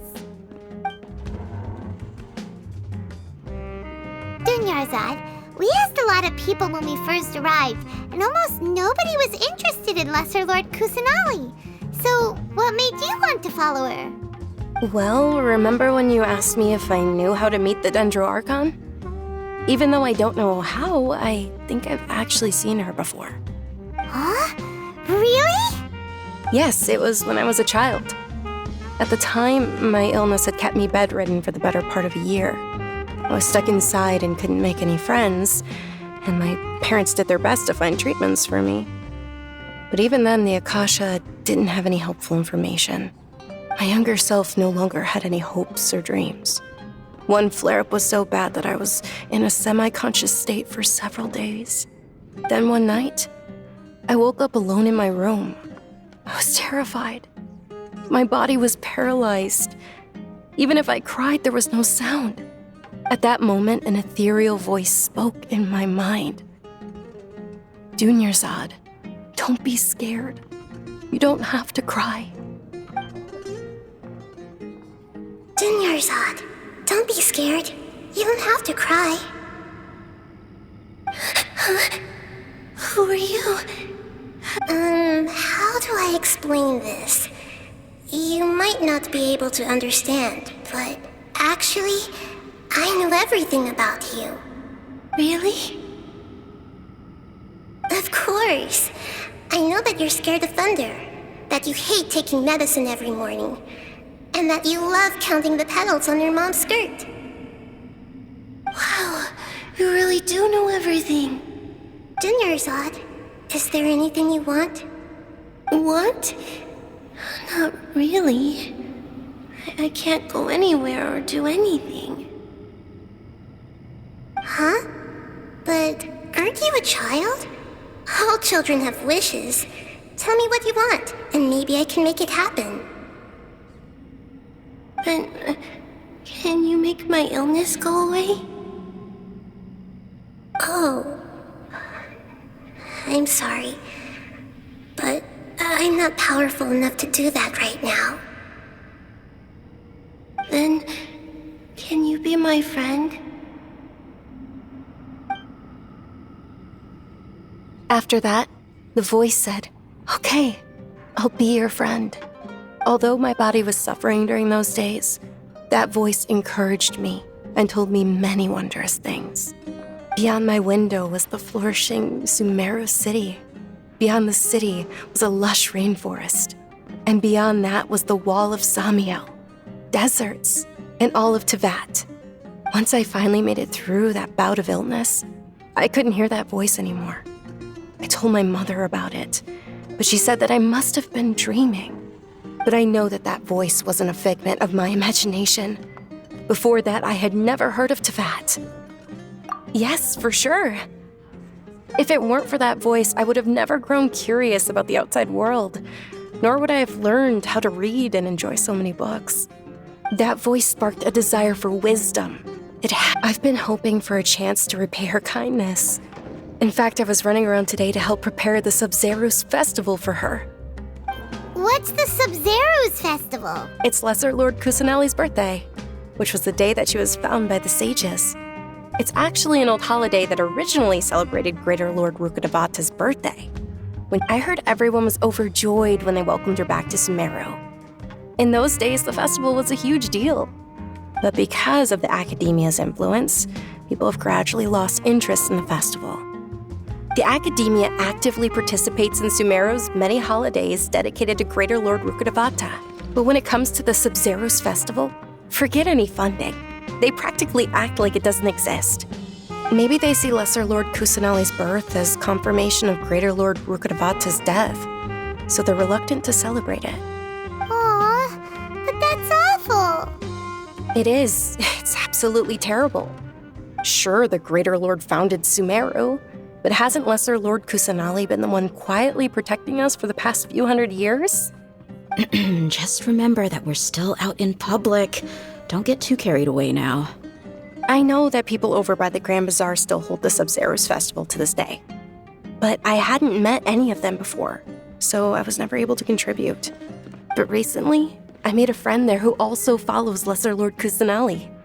I gave her my savings because I want her to throw a wonderful festival this year. That's the least I could do for Lesser Lord Kusanali. Hold on, my lady, does this friend happen to be Nilu, the one who sends flowers to the estate? Yes, that's her. I saw her leaving the other day with a nervous look on her face. It seemed like she was hiding something in her arms. Did you give her something? Yes. Initially, I didn't have much Mora prepared, so I had Nilu sell one of my skirts. I've agreed with Nilu to meet up at the Grand Bazaar today and see how things are coming along. Dia, would you accompany me? Sure. That's quite the trip, though. I'll carry you. No, that would be too much, even for you. You might as well just accept the lift. If I let you walk, who knows how long it'll take us. And if anything... But of course! Nilu will be thrilled to hear there are more people interested in Lesser Lord Kusanali.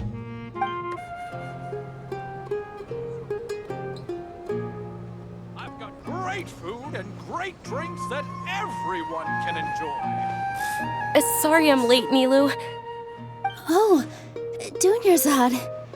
It was taking you so long that I assumed you got trapped at home, but you made it in the end. Uh-oh. But if Dia's here, that means you got caught, right? You could say that, but everything worked out. She's on our side now. Not completely. Oh, and who are these two? Oh, meet the Traveler and Paimon, my two newest friends. They're visitors who just arrived at Sumeru City and are looking for information on Lesser Lord Kusanali. So you're followers from another land? That's wonderful. You two absolutely mustn't miss the Sub-Zerus festival. By the way, Dunyarzad, we've already started decorating the Grand Bazaar. It looks spectacular, thanks to your generous contribution. You're very welcome. It's the only thing I could do. Do you still have enough Mora? Probably? But don't sweat it. We've already finished renovating the stage. Come on, I'll show you.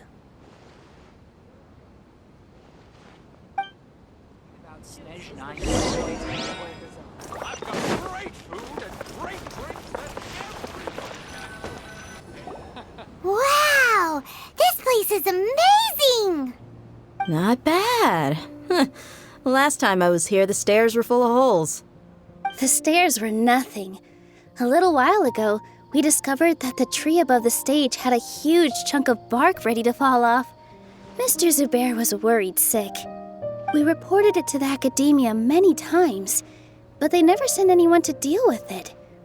We didn't want anything bad happening, so we were going to cancel all the stage performances. Oh, probably because it was the theater asking. The Academia looks down on performers like us. They probably think it would be best if the theater closed down completely. We can't let that happen, though.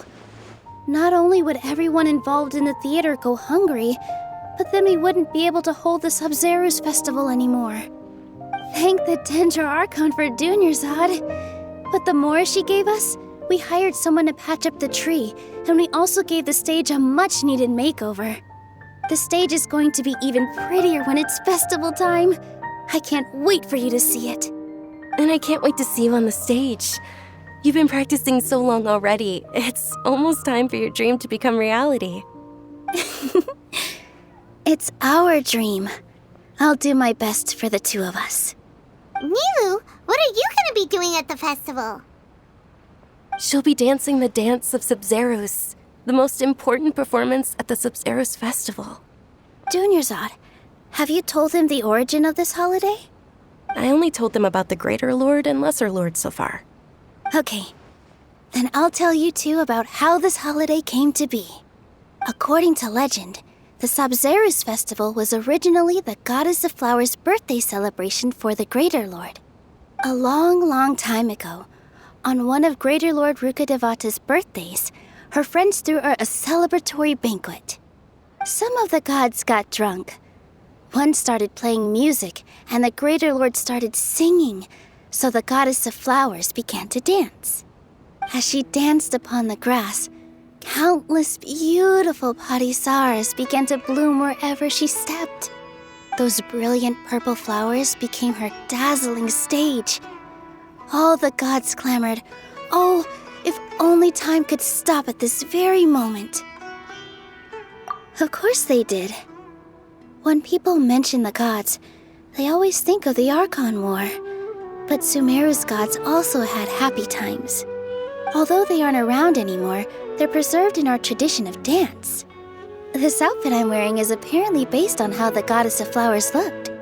Though we're just tiny people compared to the divine, we still have to do our best to make sure that the birthday girl feels loved on her special day. Nilou, you of all people will definitely be able to convey our well wishes to the Dendro Archon. I also noticed that you went the extra mile and scattered parisaras around the stage.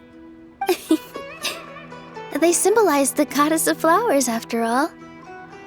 It's just a shame that all the real parisaras went extinct after her death. Yeah. The Greater Lord brought forth parisaras in memory of the Goddess of Flowers, but she ultimately could never truly replicate that beautiful purple. Thinking about the Goddess of Flowers dance makes me wish I could have seen it. If my stage were anything like that, I'd be thrilled if I had just two real parisaras on the stage. So, Traveler and Paimon, what do you think? Interested in the Sub-Zeros festival? Will you two be coming? All of Lesser Lord Kusanali's followers will be there for her birthday. It'll be— Ooh, Paimon thinks that's a great idea!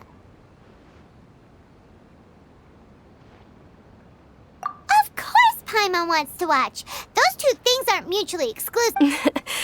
So how about we all attend the Sub-Zeros festival together? Dunyarzad, let me show you which stage decorations we've picked out so far. Traveler and Paimon, if that doesn't sound interesting to you, then feel free to. Everyone at the Grand Bazaar loves Lesser Lord Kusanali, and we're all looking forward to the Sub-Zeros festival. In that case, we'll take a look around.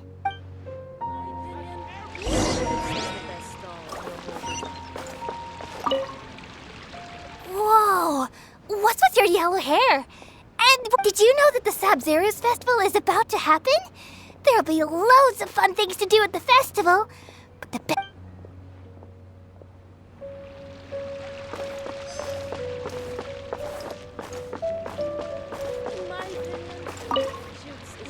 Things are really shaping up, and don't be fooled into thinking that Sumeru City has the best of everything. And when it comes to musicians, dancers, or singers, the Grand Bazaar's got the best of the best.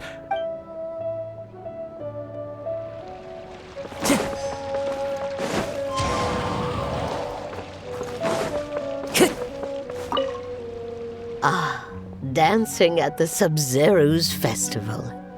You know, I also danced when I was younger. As a child, I even asked my grandmother why we performed the dance for the Lesser Lord when it was originally done to honor the Greater Lord. My grandmother said that Greater Lord Rukkhadevata is a beloved deity and honored by all. And that the Sub-Zero's festival has been losing its appeal over the years. That is, until a...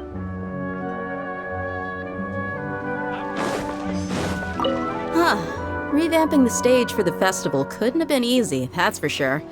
I don't know much about the Grand Bazaar, but I do know that the residents here have a penchant for song and dance.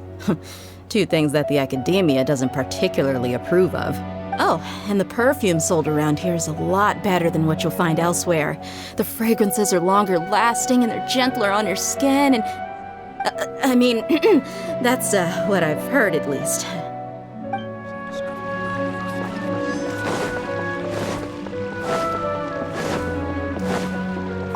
Milu, your outfit looks amazing. There's also something different about you from when we first met up.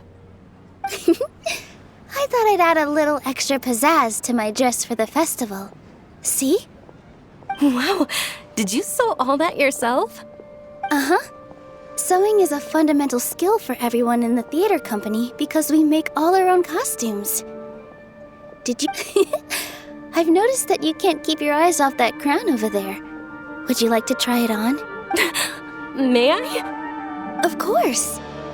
The legends say that the goddess of flowers had beautiful horns on her head, so this crown was made to reflect that. Dunyarzad, you look absolutely stunning with it on.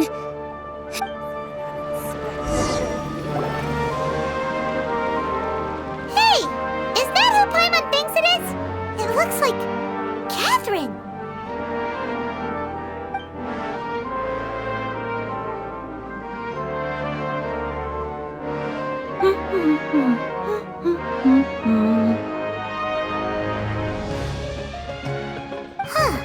Come to think of it, Paimon's only ever seen her behind the counter at the Adventurers Guild. This is the first time we've ever seen her taking a break. Hey, Catherine! Oh, hey! It's the Traveler and Paimon! What's shaken? Whoa! Break time Catherine sure sounds a lot less formal than usual. Paimon was still waiting for her to say Ad Astra Abyssosque. Sure. Standing behind the counter at the Adventurers Guild doesn't require any complicated functions. But saying and doing the same old things over and over again can get pretty monotonous. Like watching the same Fontaine movie day after day. But take you two, for example. You travel across Tevat to enrich your lives and gain new experiences.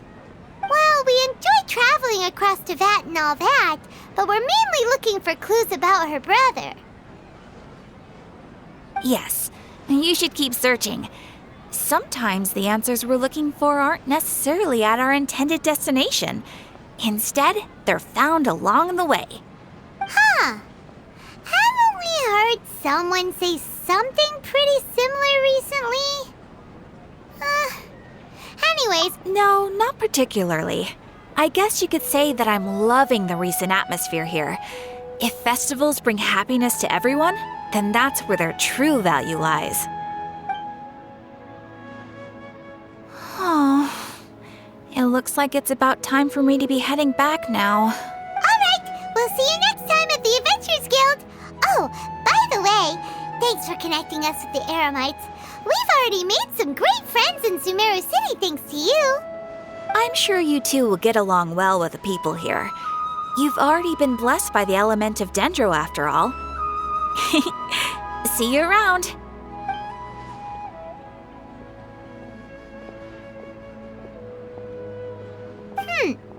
There's something really different about Catherine today. Hey, Traveler. Paimon. Oh, hey, Dia. What's going on? I've got something to tell ya. My lady knows you're looking for ways to meet Lesser Lord Kusanali, and she's been trying to come up with a way to help you. Well, I have an idea that might help. Are you serious? We'd love that! It might not necessarily pan out, so don't get your hopes up too much. I'll need to take you two somewhere and ask someone some questions. My lady is feeling a little worn out at the moment. Nilu's found a place for her to rest. After I take my lady home, let's meet in front of the Citadel of Regzar. Sounds like a plan! Let's head over to the Citadel of Regzar and wait for Dia!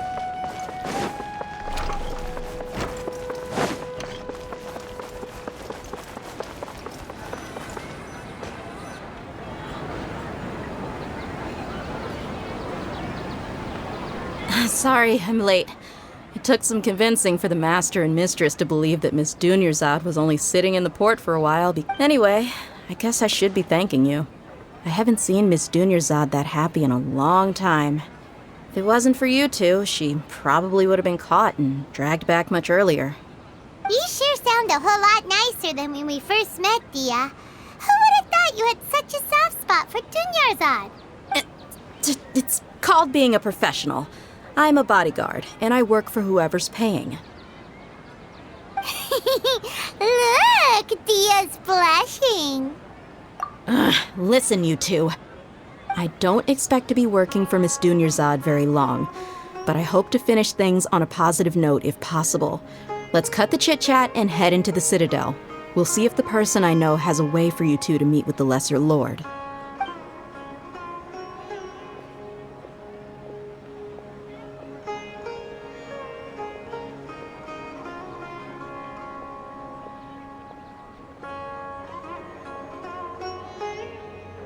Oh, hey, Chief.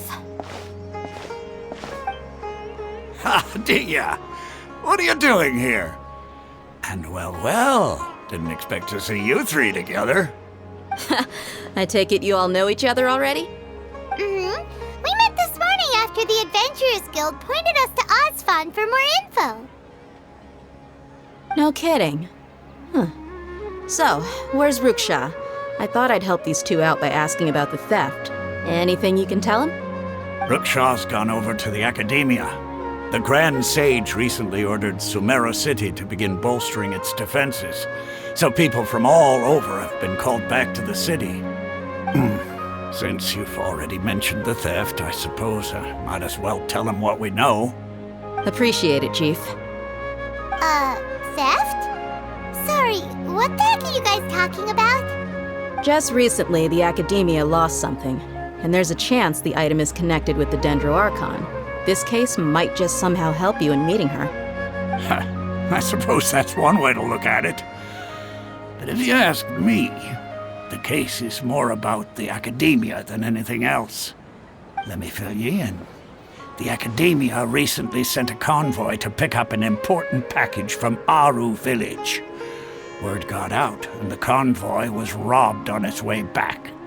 The Grand Sage took the whole matter very seriously. Not only did he dispatch the Matra, but also enlisted our help in the search for leads. All we know so far is that whatever was stolen is currently in Port Ormos.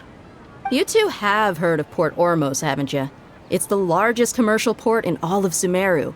You can travel there by leaving Sumeru City and heading south along the river.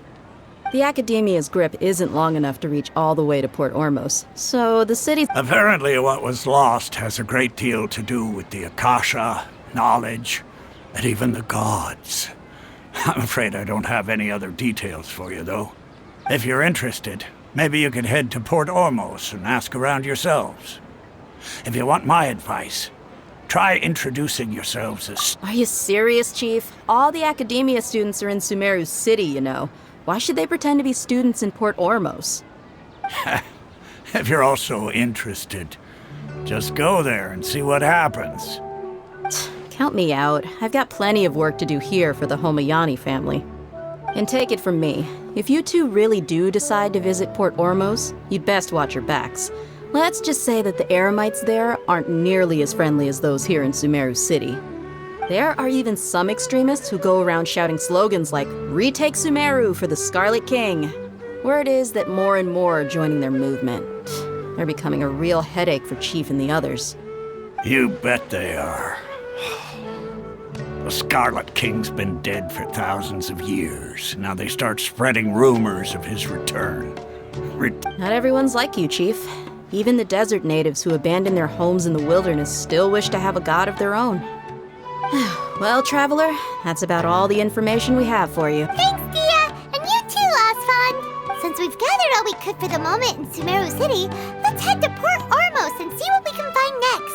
Miss Dunyarzad is looking forward to seeing you both at the Sub-Zeru's festival, so be sure to get yourselves back here in time for that. Good. Then we'll see you both at the Sub-Zeru's festival.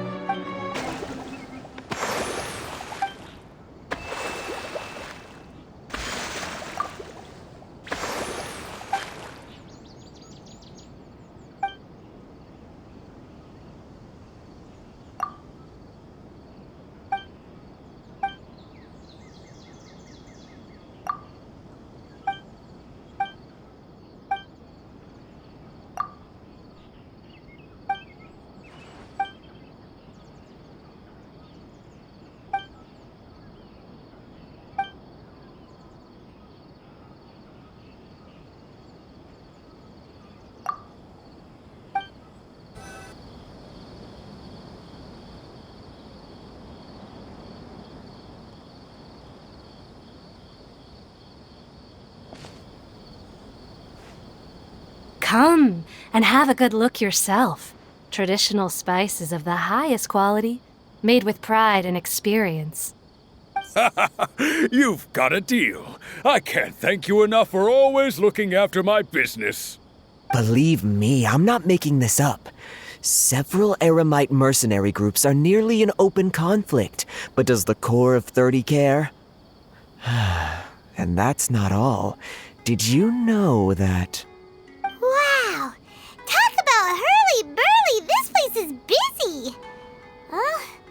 Guess that's only to be expected for the largest port in Sumeru. Let's get our bearings so we can start looking for leads. We know that whatever the Academia lost is related to the gods. But other than that, we don't have much else to go on. Osfund told us to try posing as Academia students while asking around. Paimon checked the Akasha on the way here, and the Academia doesn't seem to have any research facilities in Port Ormos. Paimon doesn't get it. Won't we look even more suspicious going around saying we're Academia students and asking about the stolen item? Well, given all the people that come through here every day, if there's any information to be found... Welcome. How can I help you two? Hi there. We would like to ask you a question. Do students from the Academia ever come to Port Ormos?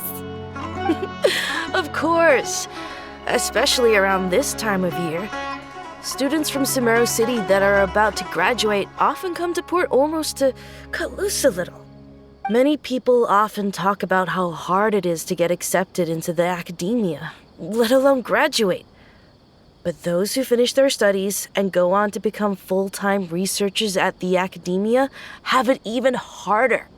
Sure, we may not be Sumeru City, but Port Ormos offers beautiful scenery and a stress-free environment.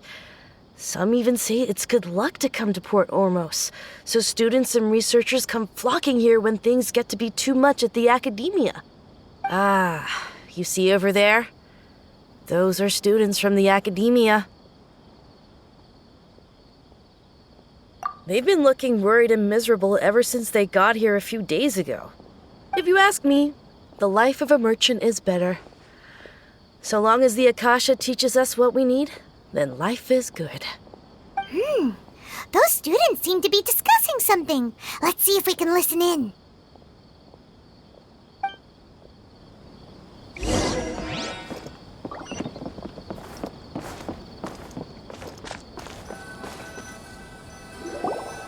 It's no good.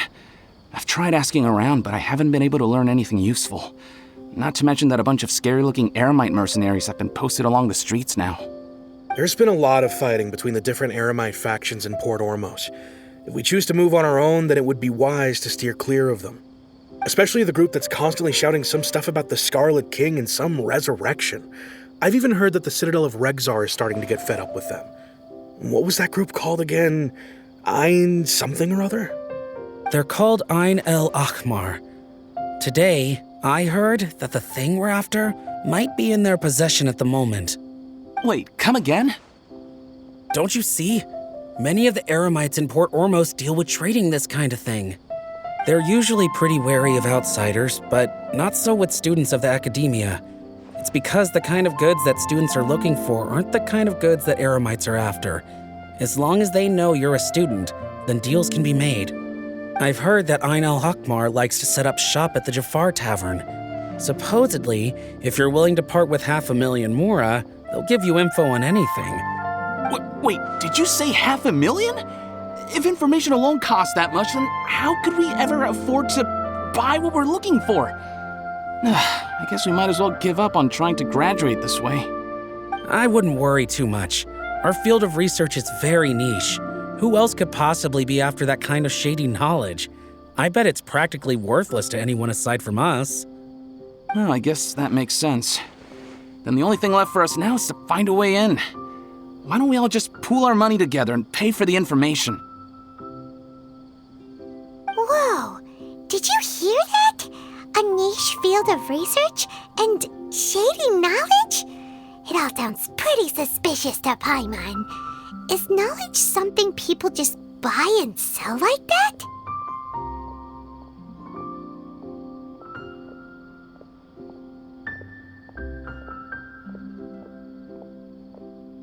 So, what's your plan?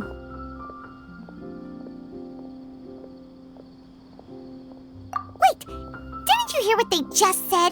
Buying information is going to cost us 500,000 mora! Have you lost? Oh, all right. Paimon never... This is the place we heard those students talking about. Let's find a seat somewhere and see if we can spot the group they mentioned. Oh, you've arrived. Please, take a seat. So, they think that they can go toe-to-toe with the boss? Ha! Once we reclaim the power of the Scarlet King, they'll be the first that the boss punishes. They're nothing to be afraid of. Our main rival now is the Caracal Battalion. They've also amassed a significant amount of mora this time, so we mustn't underestimate them. How can the Caracal Battalion compete with the boss when they're nothing but a bunch of money-grubbing opportunists out for a quick mora? Yeah, with boss's fervent devotion, he'll be able to use this power to bring our god back this time. Huh.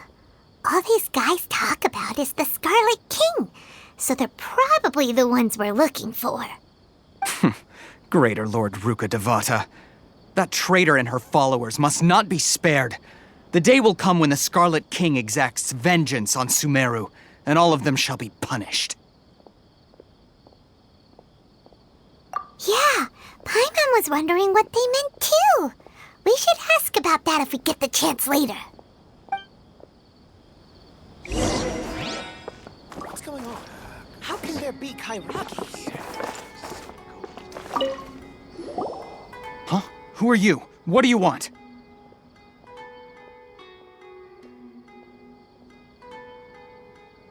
A student?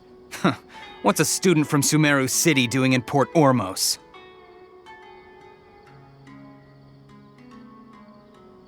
Ah, well, if it's info you want, you've come to the right place. The question is, can you afford it? Oh, Paimon can't stand to see so much more. Here, this is the merchant's address. Whatever you're looking for, you'll find it there. Hmm? Well, what are you waiting for?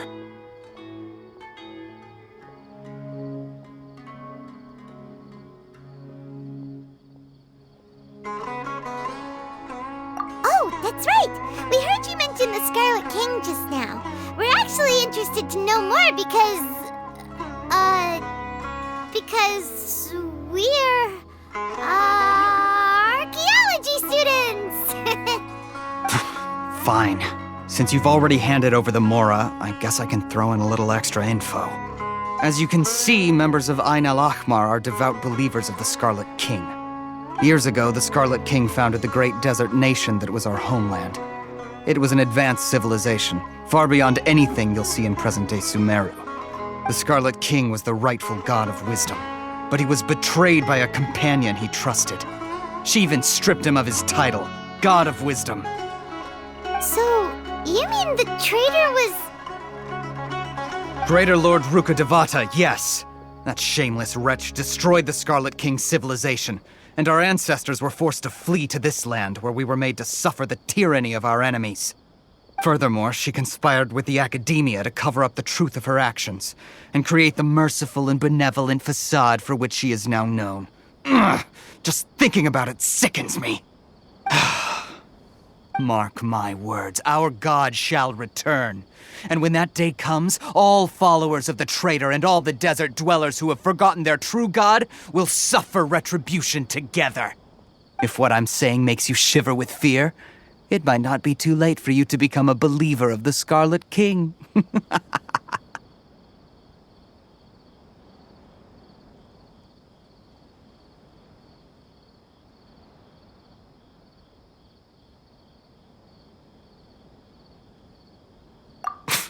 I don't have anything to say to you Academia people about that.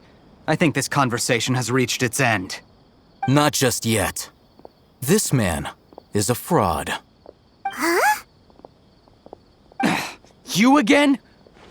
Deranged Academia lunatic. Yes, it's me again. I already warned you that if you weren't willing to sit and discuss things with me, I'd take measures to make things uncomfortable for you. Listen to me. That address he gave you is fake. Or at least, you won't find a merchant waiting for you there. This group has been boasting all around that they can provide information on a certain item as a means of luring people into their territory. Once you show up, they keep up the act until they have hard evidence that you want to purchase said item. Then they use that to squeeze you for all the more you're worth. Hey! Shut it all, Hatham! What are you playing at, trying to ruin our business like this, I told you the other day. I wish to discuss my terms with your boss. Ha! The boss made it perfectly clear that he won't negotiate with you. Yes, and in no uncertain terms. But that was then. It does not preclude him from changing his mind in the future. I'm warning you. Don't push us, or this could get ugly. We don't usually get rough with people from the Academia because it just complicates things. For a lunatic like you, though, we might just have to make an exception. If you're suggesting that we escalate this from a verbal exchange to a physical one, I accept. After all, even the Archons used war to negotiate the ownership of Tevat. If, on the other hand, we can't agree on any means of negotiation at all, then I'm afraid my next course of action will sting a little more than the mere falling through of a few business deals. I will jeopardize the Eremite's reputation, which I know you value above all else.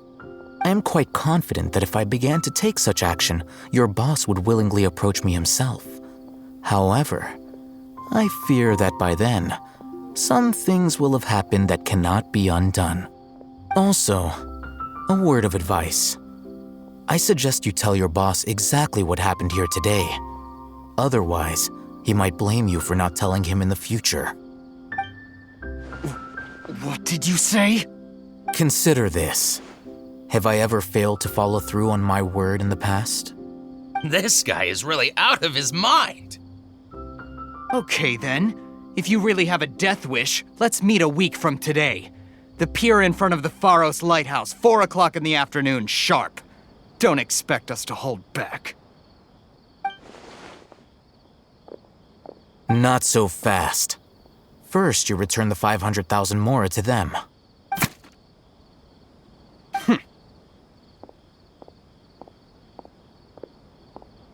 Please, I beg you, don't provoke them. We can't afford any trouble with this crowd. They haven't even paid for their food yet. Ah, Mr. Iman. There appears to be fewer staff in the restaurant recently. This wouldn't happen to be because they're all busy spreading the word to the students, would it? Well... Someone who chooses to do business with a group like that really can't afford to get so flustered the instant someone confronts them about it. Consider the meal compensation for our silence. I'd say you're getting an excellent deal. Whoa, did you see that? He not only got us our Mora back, but sent the Amorites running too! Plus, he seems to know... Wait up! It's Al-Haytham, right? What do you want?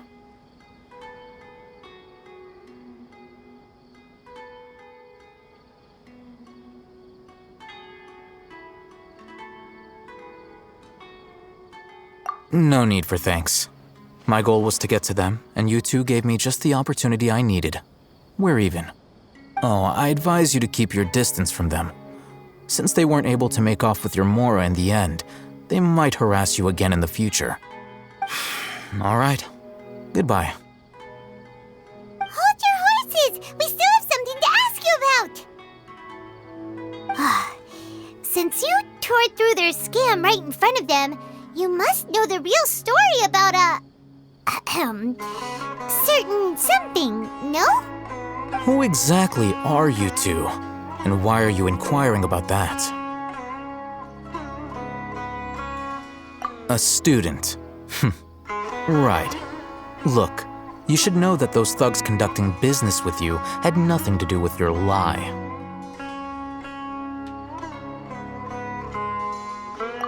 Huh? Oh, yeah! She's really strong! Weren't you saying something about a physical exchange? We can help with that. She doesn't even have a vision. Forget it.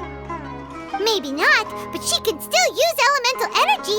Otherwise, there's no way. Those high-headed thugs are definitely gonna bring a lot of backup for your next meeting. Even if you don't go alone, you won't regret taking us with you.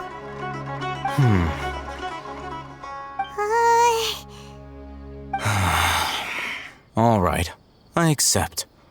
Got a pen and paper? If you're searching for someone who sells that kind of merchandise, I'll give you one of their... We'll reconvene at the appointed time by the pier.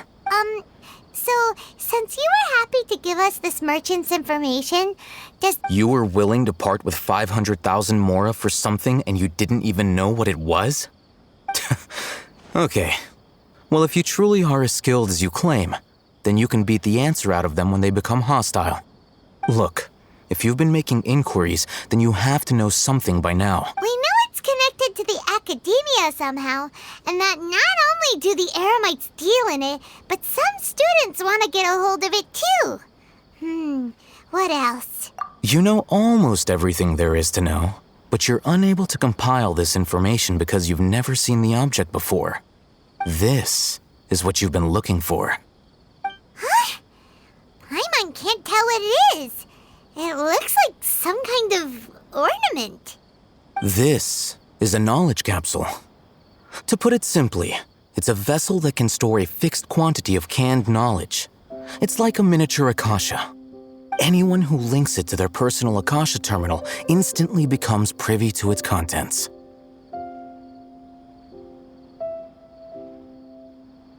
Correct. Anyone. Unlike the Akasha, which heavily regulates who can access what information, knowledge capsules confer their contents without any requisites. That's amazing! It's essentially a convenient and harmless vestibule for knowledge. Unfortunately, it's illegal in Sumeru to privately possess or trade them. They were created as a means for scholars to transfer knowledge gained from Irminsul into the Akasha, and are intended to be destroyed immediately after use.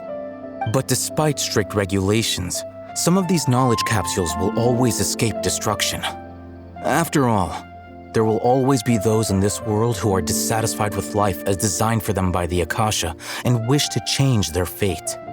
Over the past century, a wide variety of canned knowledge has been leaked from the academia.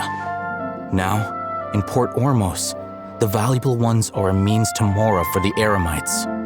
Meanwhile, those which the Eremites deem to be useless to them occasionally prove useful to the common citizens and hapless academia students. Well, I think that about sums it up.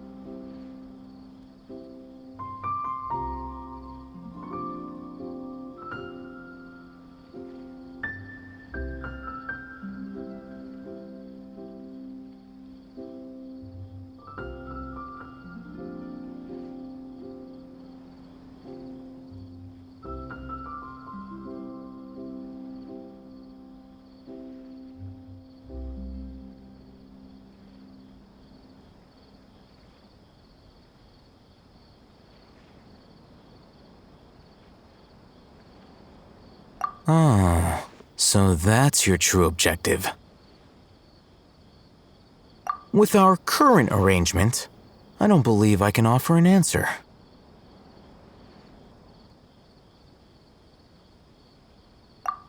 You're still resolved. Fine. Let's talk somewhere with fewer people. Let's continue our conversation here. If you wish to learn more about the knowledge capsule that the Academia lost, then you must help me with something.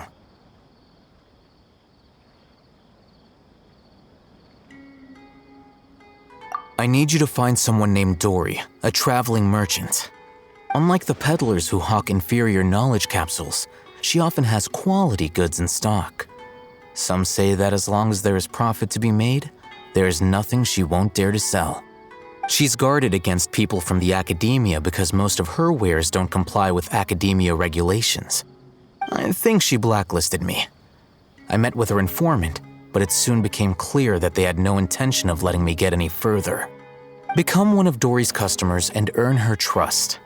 This is my condition for further collaboration. Why do you want us to meet with her?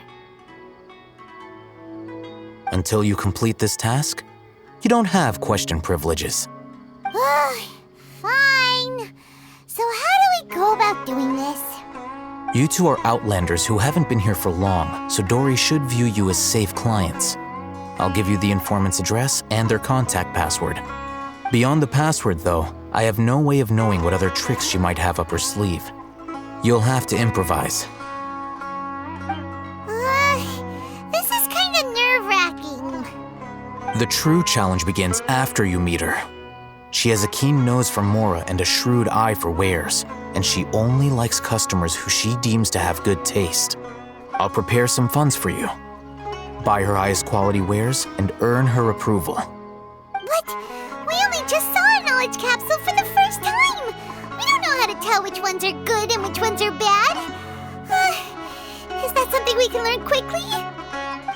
That's true. Have you two heard of elemental sight?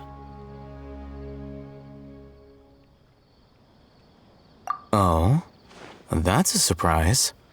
Guess I'll have to hold you in higher regard. Anyway, that ability should resolve your issue.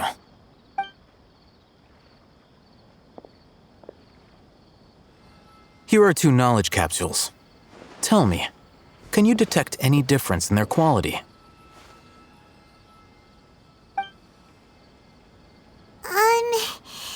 They look the same to Paimon. Try inspecting them with elemental sight. How'd it go? Did you see anything? Rumor has it that higher quality knowledge capsules generally appear brighter when viewed through elemental sight. That's because knowledge originates from Irminsul, the root of Dendro power itself. The more powerful the knowledge, the richer it is in Dendro energy. However, some canned knowledge with a high concentration of elemental energy is of little use in contemporary times, so those capsules are of little value.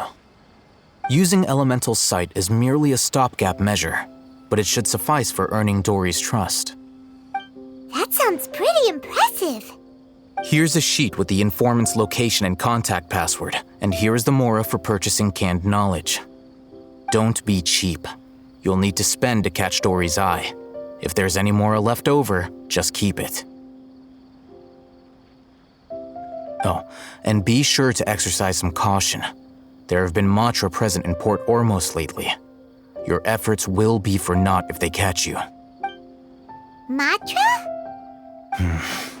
They belong to the Academia's regulatory body. They also handle cases of illegal canned knowledge transactions. Like I said, the Academia has banned both their trade and possession. The Matra are razor sharp. You're in for nothing good if they lock their sights onto you. If you two want to back out, now's the time. Okay, then we have a deal. If you succeed in your dealings with Dory, come find me at the Wikela Funduk. We'll have an open discussion then. Hello. What are you two looking to buy?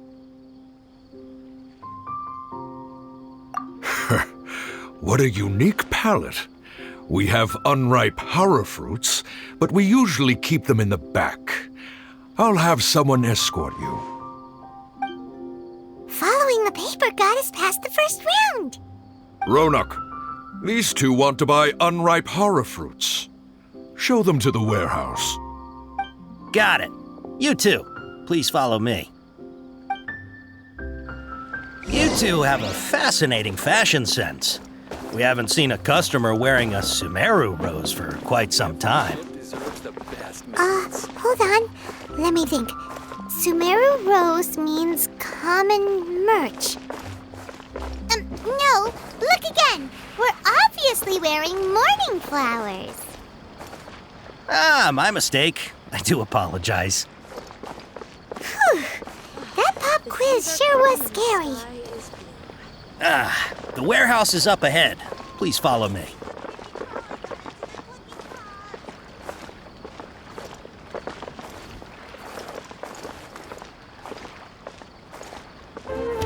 Before I retrieve your products, I need to confirm a few things. Please forgive me, but we may not have sufficient stock for you today. Earlier, many of our hara fruits were taken by mice.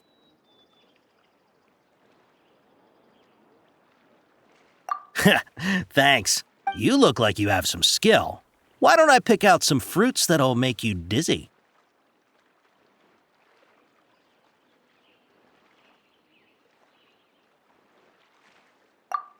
Yep, that's the right answer. But eating hara fruit that makes your head and ears ring sounds like a bad life decision. Would you like your hara fruits to be packaged in the Sumeru City or Port Ormos style?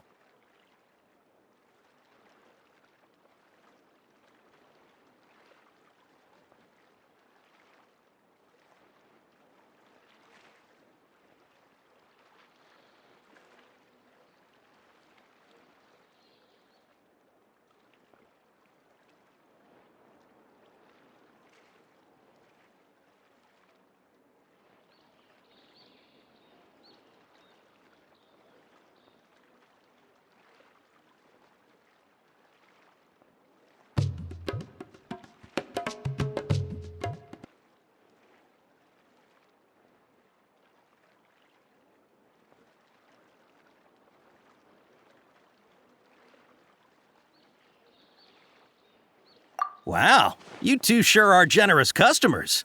We'll be sure to package your products beautifully. Okay, everything has been confirmed. Miss Dory is waiting for you up at... Shoot! It's the Matra! Run! What? The matcha? Where? I'll hate them said we're done for if they catch us. We gotta get out of here. We don't know this area, so let's follow that informant.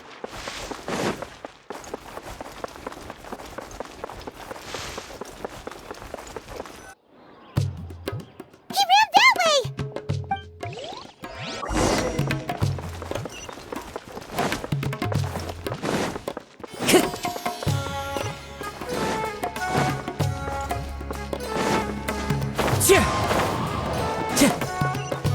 Time to go.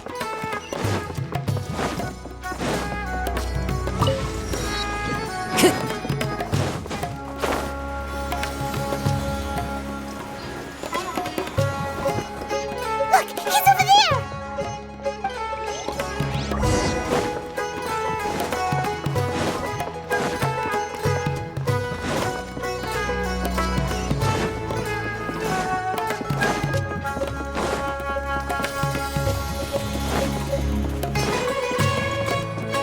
Hey, if you're hiding from the Rishbaland tiger, come this way! Another password! Huh?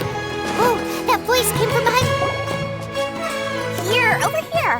You can stop running now.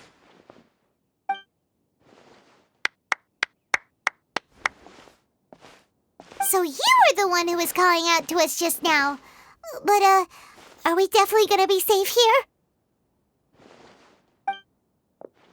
These two good customers wish to buy some hara fruit, Miss Dory. And if there's nothing else, I'll just excuse myself. Oh, very good. Thank you. Huh? You're Dory? Paimon sure thought you'd look a whole lot scarier. Hey, what are you trying to say, Princess Pea-Brain? I can be scary enough when I need to be, believe you me. If you don't watch what you say, then you can forget about doing any business. But it seems you two have actually done pretty well so far. Not only did you manage to find the informant, your reactions were also pretty sharp. You don't really look like criminals or anything, but I bet my Mora that you've been involved in some shady dealings, haven't you? Paimon's not sure if that's supposed to be a compliment, but we'll take it.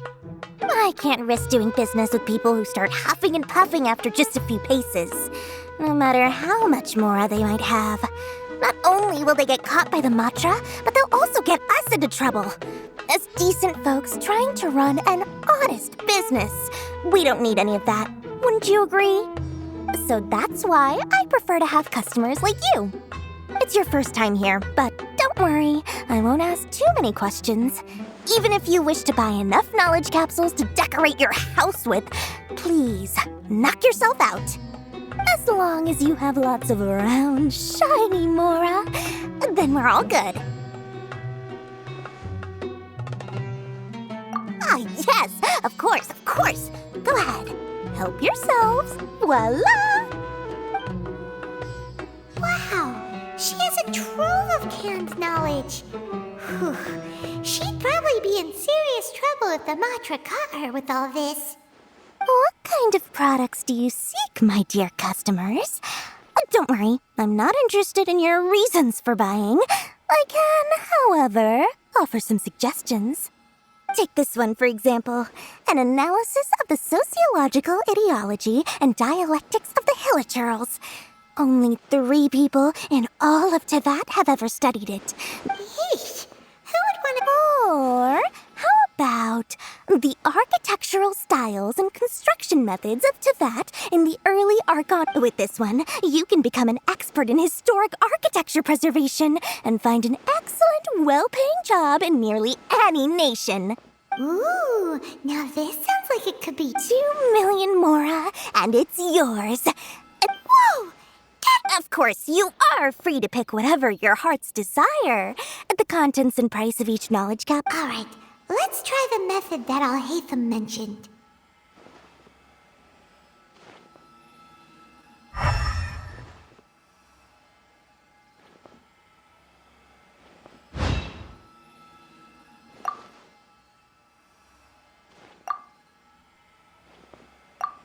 Ah, you've really got a good head on your shoulders. We'll take these, please and thank you. My oh my, you are blessed with a taste for both the exquisite and the extravagant. Customers like you are a rare breed. 1 in 100. No, 1 in 1,000 even. Listen, I have a special offer for you two.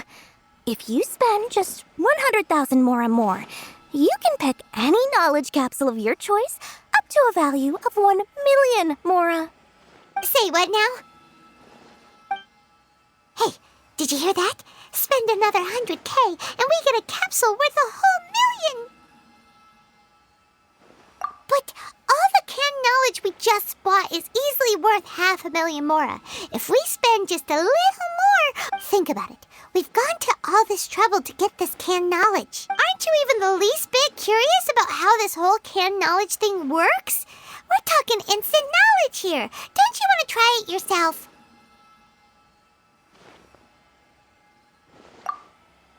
Come on, come on! We still have around 100,000 of Alhaitham's Mora left, so let's put it to good use by finding something useful for you. Ahem! You've got a deal, Dory! Excellent! Then please, select from the... Hold on a second. Paimon thought we could choose whatever we wanted. Oh, but my dear customer, the knowledge capsules over here are worth 1 million Mora each. Uh-oh, Paimon has a bad feeling about this. Let's use Elemental Sight again to check these. Huh? Why? Hey, we're getting a capsule worth 1 million Mora here. Don't be such a part party pooper. Well, anyway, the mora's already been spent, so let's at least try to find something useful. Let Paimon take a look here. An introduction to traditional Sumeru brewing techniques. The art of growing spice. Not sure we'd ever find volumes 1 through 7, but at least this knowledge should be useful, right? Let's go with this one. Dory, we'll take this one. All right, very good. I'm expecting some new goods in the next couple days, so be... Our dealings with Dory went smoothly enough. Let's head to Wakala Funduk and meet up with Alhaitham. Hopefully now he'll finally tell us about what the Academia lost.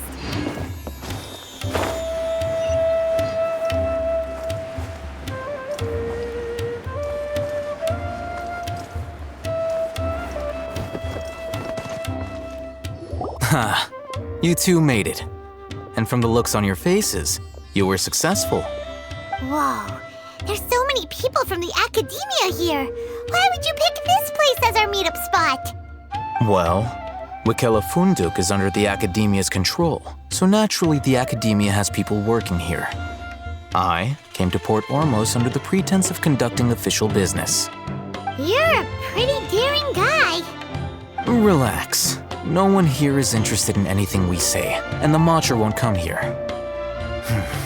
Okay now, tell me how you're... Okay, we did what you asked. So, can you tell us about the knowledge... Before that, I have to ask, why are you two so intent on tracking it down?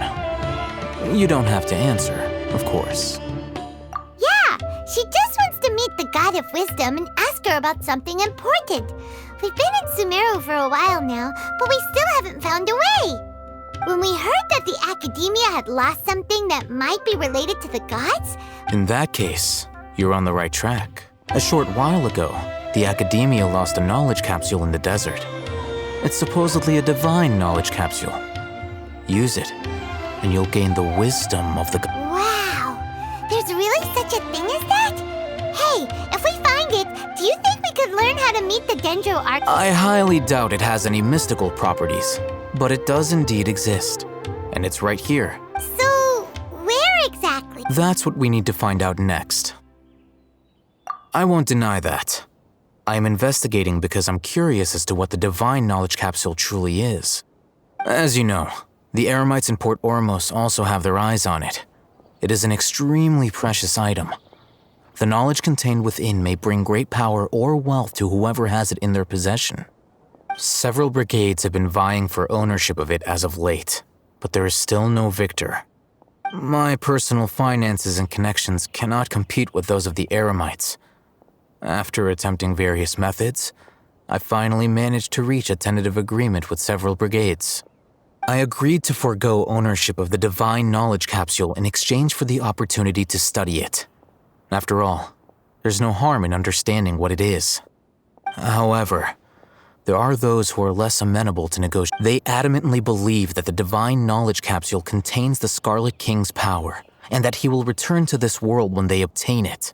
So you kept hounding them because they refused to cooperate with you? Yes. Ain al-Ahmar isn't exactly wealthy, but its members are determined to get that capsule by any means necessary. To that end, so I've been sabotaging their business to force them into... The divine knowledge capsule should be up for a secret auction within the next few days. To ensure the capsule's security and to evade the Matra's notice, the winning brigade will not publicly disclose their victory. Unless I know whose hands the divine knowledge capsule ends up in, my agreements with them will fall through. Dory is the most reliable source of information, but that avenue was In other words, you wanted us to befriend Dory so you could find out where the divine knowledge capsule is. Yes, you can say that. But this arrangement harms none of us. The day after tomorrow, go back to Dory and try to purchase information on the divine knowledge capsule's whereabouts. If I get the opportunity to study the divine knowledge capsule, I will relay my findings to you. Will that suffice as compensation? Okay.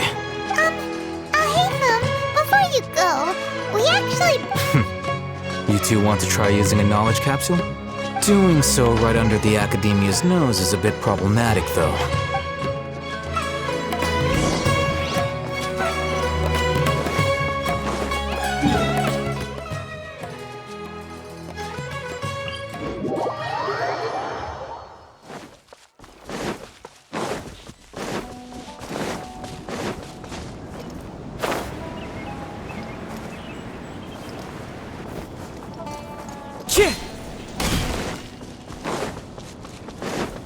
Time to go.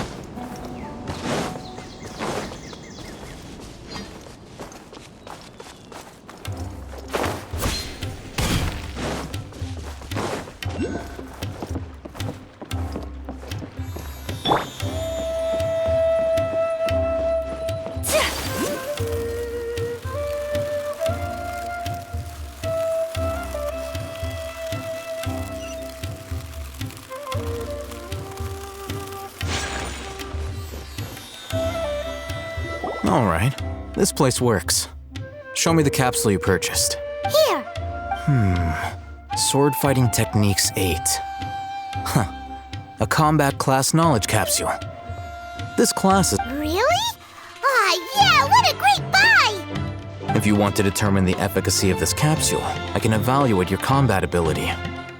We can conduct a controlled experiment where you fight 2 battles. While you fight, we can use an Akasha terminal to monitor your various physical parameters. There may be variances in your physical strength between the 2 tests, as well as a disparity in your opponent's abilities. Wow!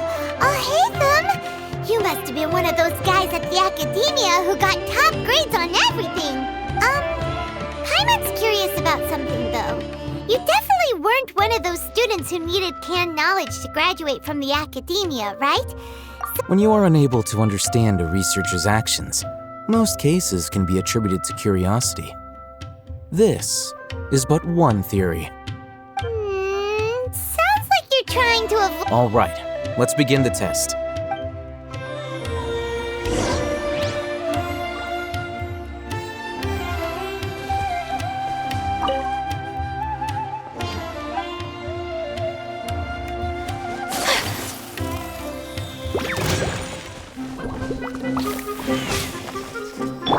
Allow me!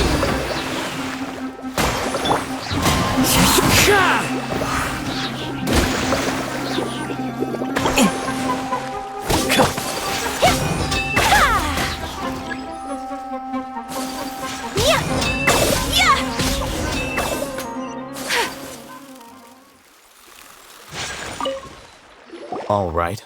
I'll link your Akasha terminal to record data. The next step is to use this knowledge capsule. Hold it in your hand. I'll help you.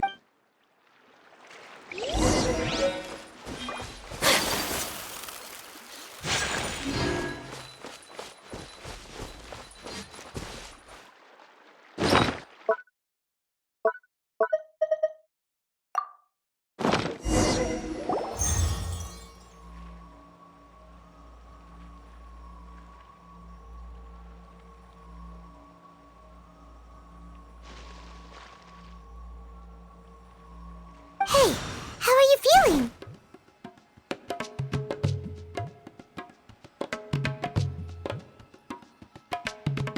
You mean that it worked? All right. Time for round 2.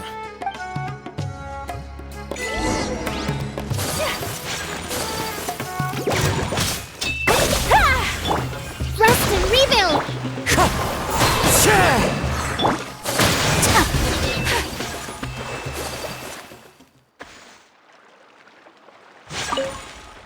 Now, I'll start recording.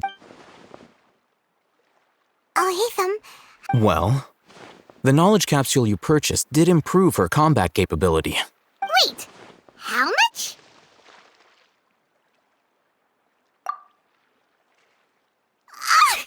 Dory's such a jerk! She totally scammed us! 1 million Mora? This thing is... Of course, this could be because she is so powerful that the capsule's contents were unable to produce a substantial increase. At the very least, this test allowed me to gain more insight into you two. I'm heading back to Ikela Funduk. Perishes their gems. Let's see Dory today and ask her about where the divine knowledge capsule is. Here, over here! A what? Welcome back, my loyal patrons.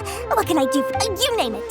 Can knowledge, supplies, or anything else you need. I'll find a way to get it. Can you really get us anything we want? Aha! So it appears that canned knowledge alone is no longer sufficient for your opulent appetite. Then please oblige me. Tell me what you have in mind. Oh! I knew customers with pockets as deep as yours would undoubtedly crave something more profound than ordinary can. But you know, that kind of information isn't going to be cheap. After all, I had to work really hard to weasel my way into the auction site. Not to mention that if anyone found out that I was the leaker, I would be in big, big trouble. But how can we be sure your information is accurate? Paimon's curious how you just happen to have this kind of info the moment we need it. Because to me, anything of value is what I consider to be my supply. As for the information's authenticity, well, you've no need to worry about that. I used a camera to take a picture of the transaction. That way, no one can dispute it. It's always a pleasure doing business with such sterling patrons. Now that you've paid in full, here's the scoop.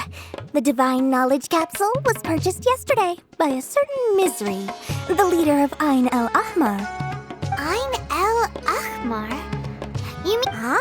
So the group has done everything in their power to obtain the Divine Knowledge Capsule. That Divine Knowledge Capsule is unlike any other. The capsule is clearly visible in the picture I took. Thanks for the info, Dork. Please, it's my pleasure. It's all thanks to discerning customers such as yourselves. Well, we figured out where the Divine Knowledge Capsule is. Turns out, it ended up in the hands of Ain El Ahmar. Let's head back and talk to Al-Haytham.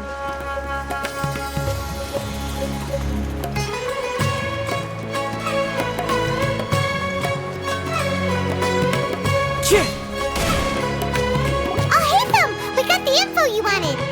Really? All right. Let's hear it. Dory even gave us evidence to verify the intel.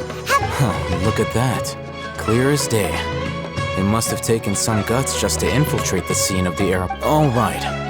The person in this picture is indeed Misery, the leader of Ain El Ahmar.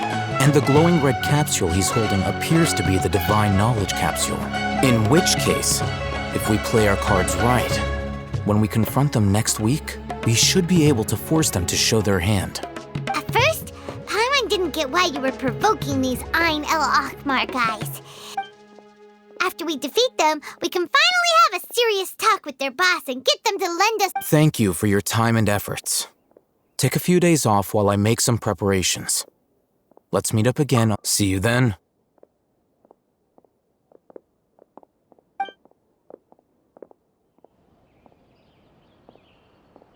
Al-Haytham sure is taking his time. Where could he be? Oh, there he is. Sorry to keep you waiting. Let's head to the pier in front of... Yep, Al-Haytham.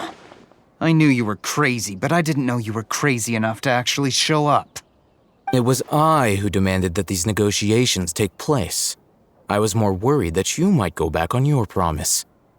But to your credit, it appears that you're sticking to your word. This is turning into quite an occasion. I also brought some backup. Backup?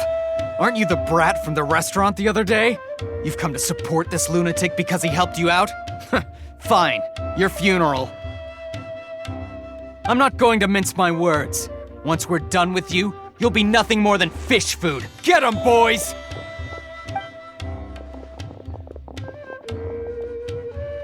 Uh-oh, here they come!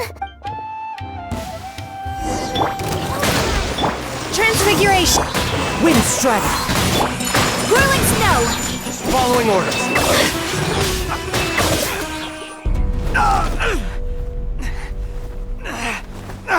Academia scum!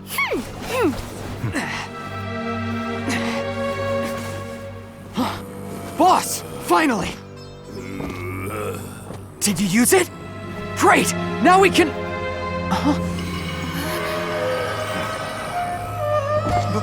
Boss?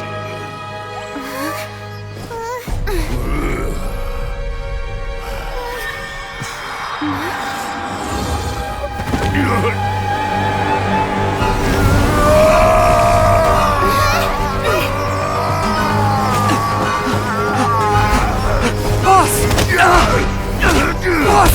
What's wrong? What happened to him? We have to cut his Akasha connection, now.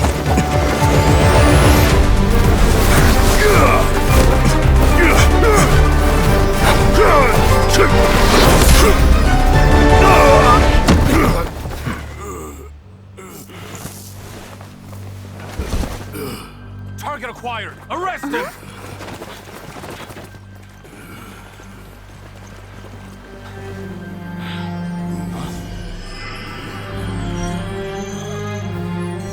Do not impede our work. Is that understood, Al-Haytham? Of course. I was only trying to help. Take him away!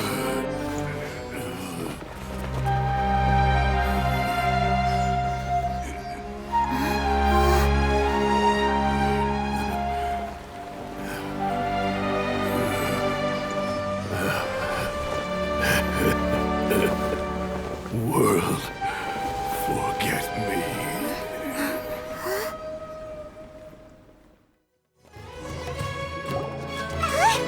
What in Tibet just happened? It looks like he used the Divine Knowledge Capsule. You mean the Divine Knowledge Capsule did that to him?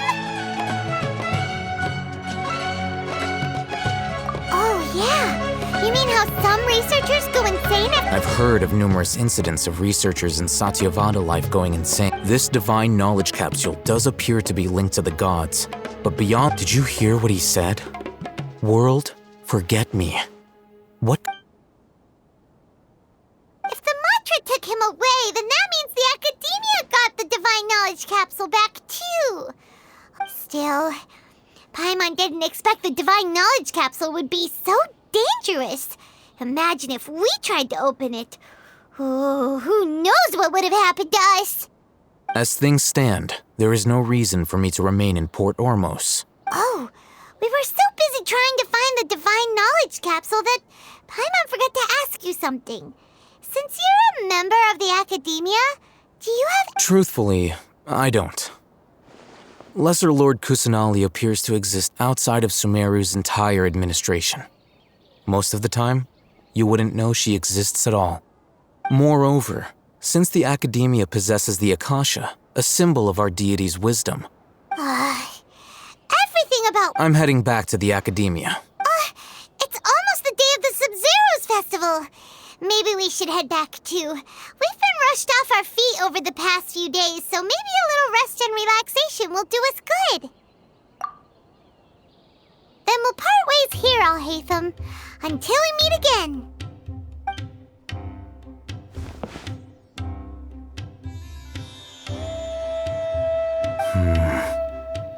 Now, do I deal with this thing first? Or should I produce the report that the higher-ups require?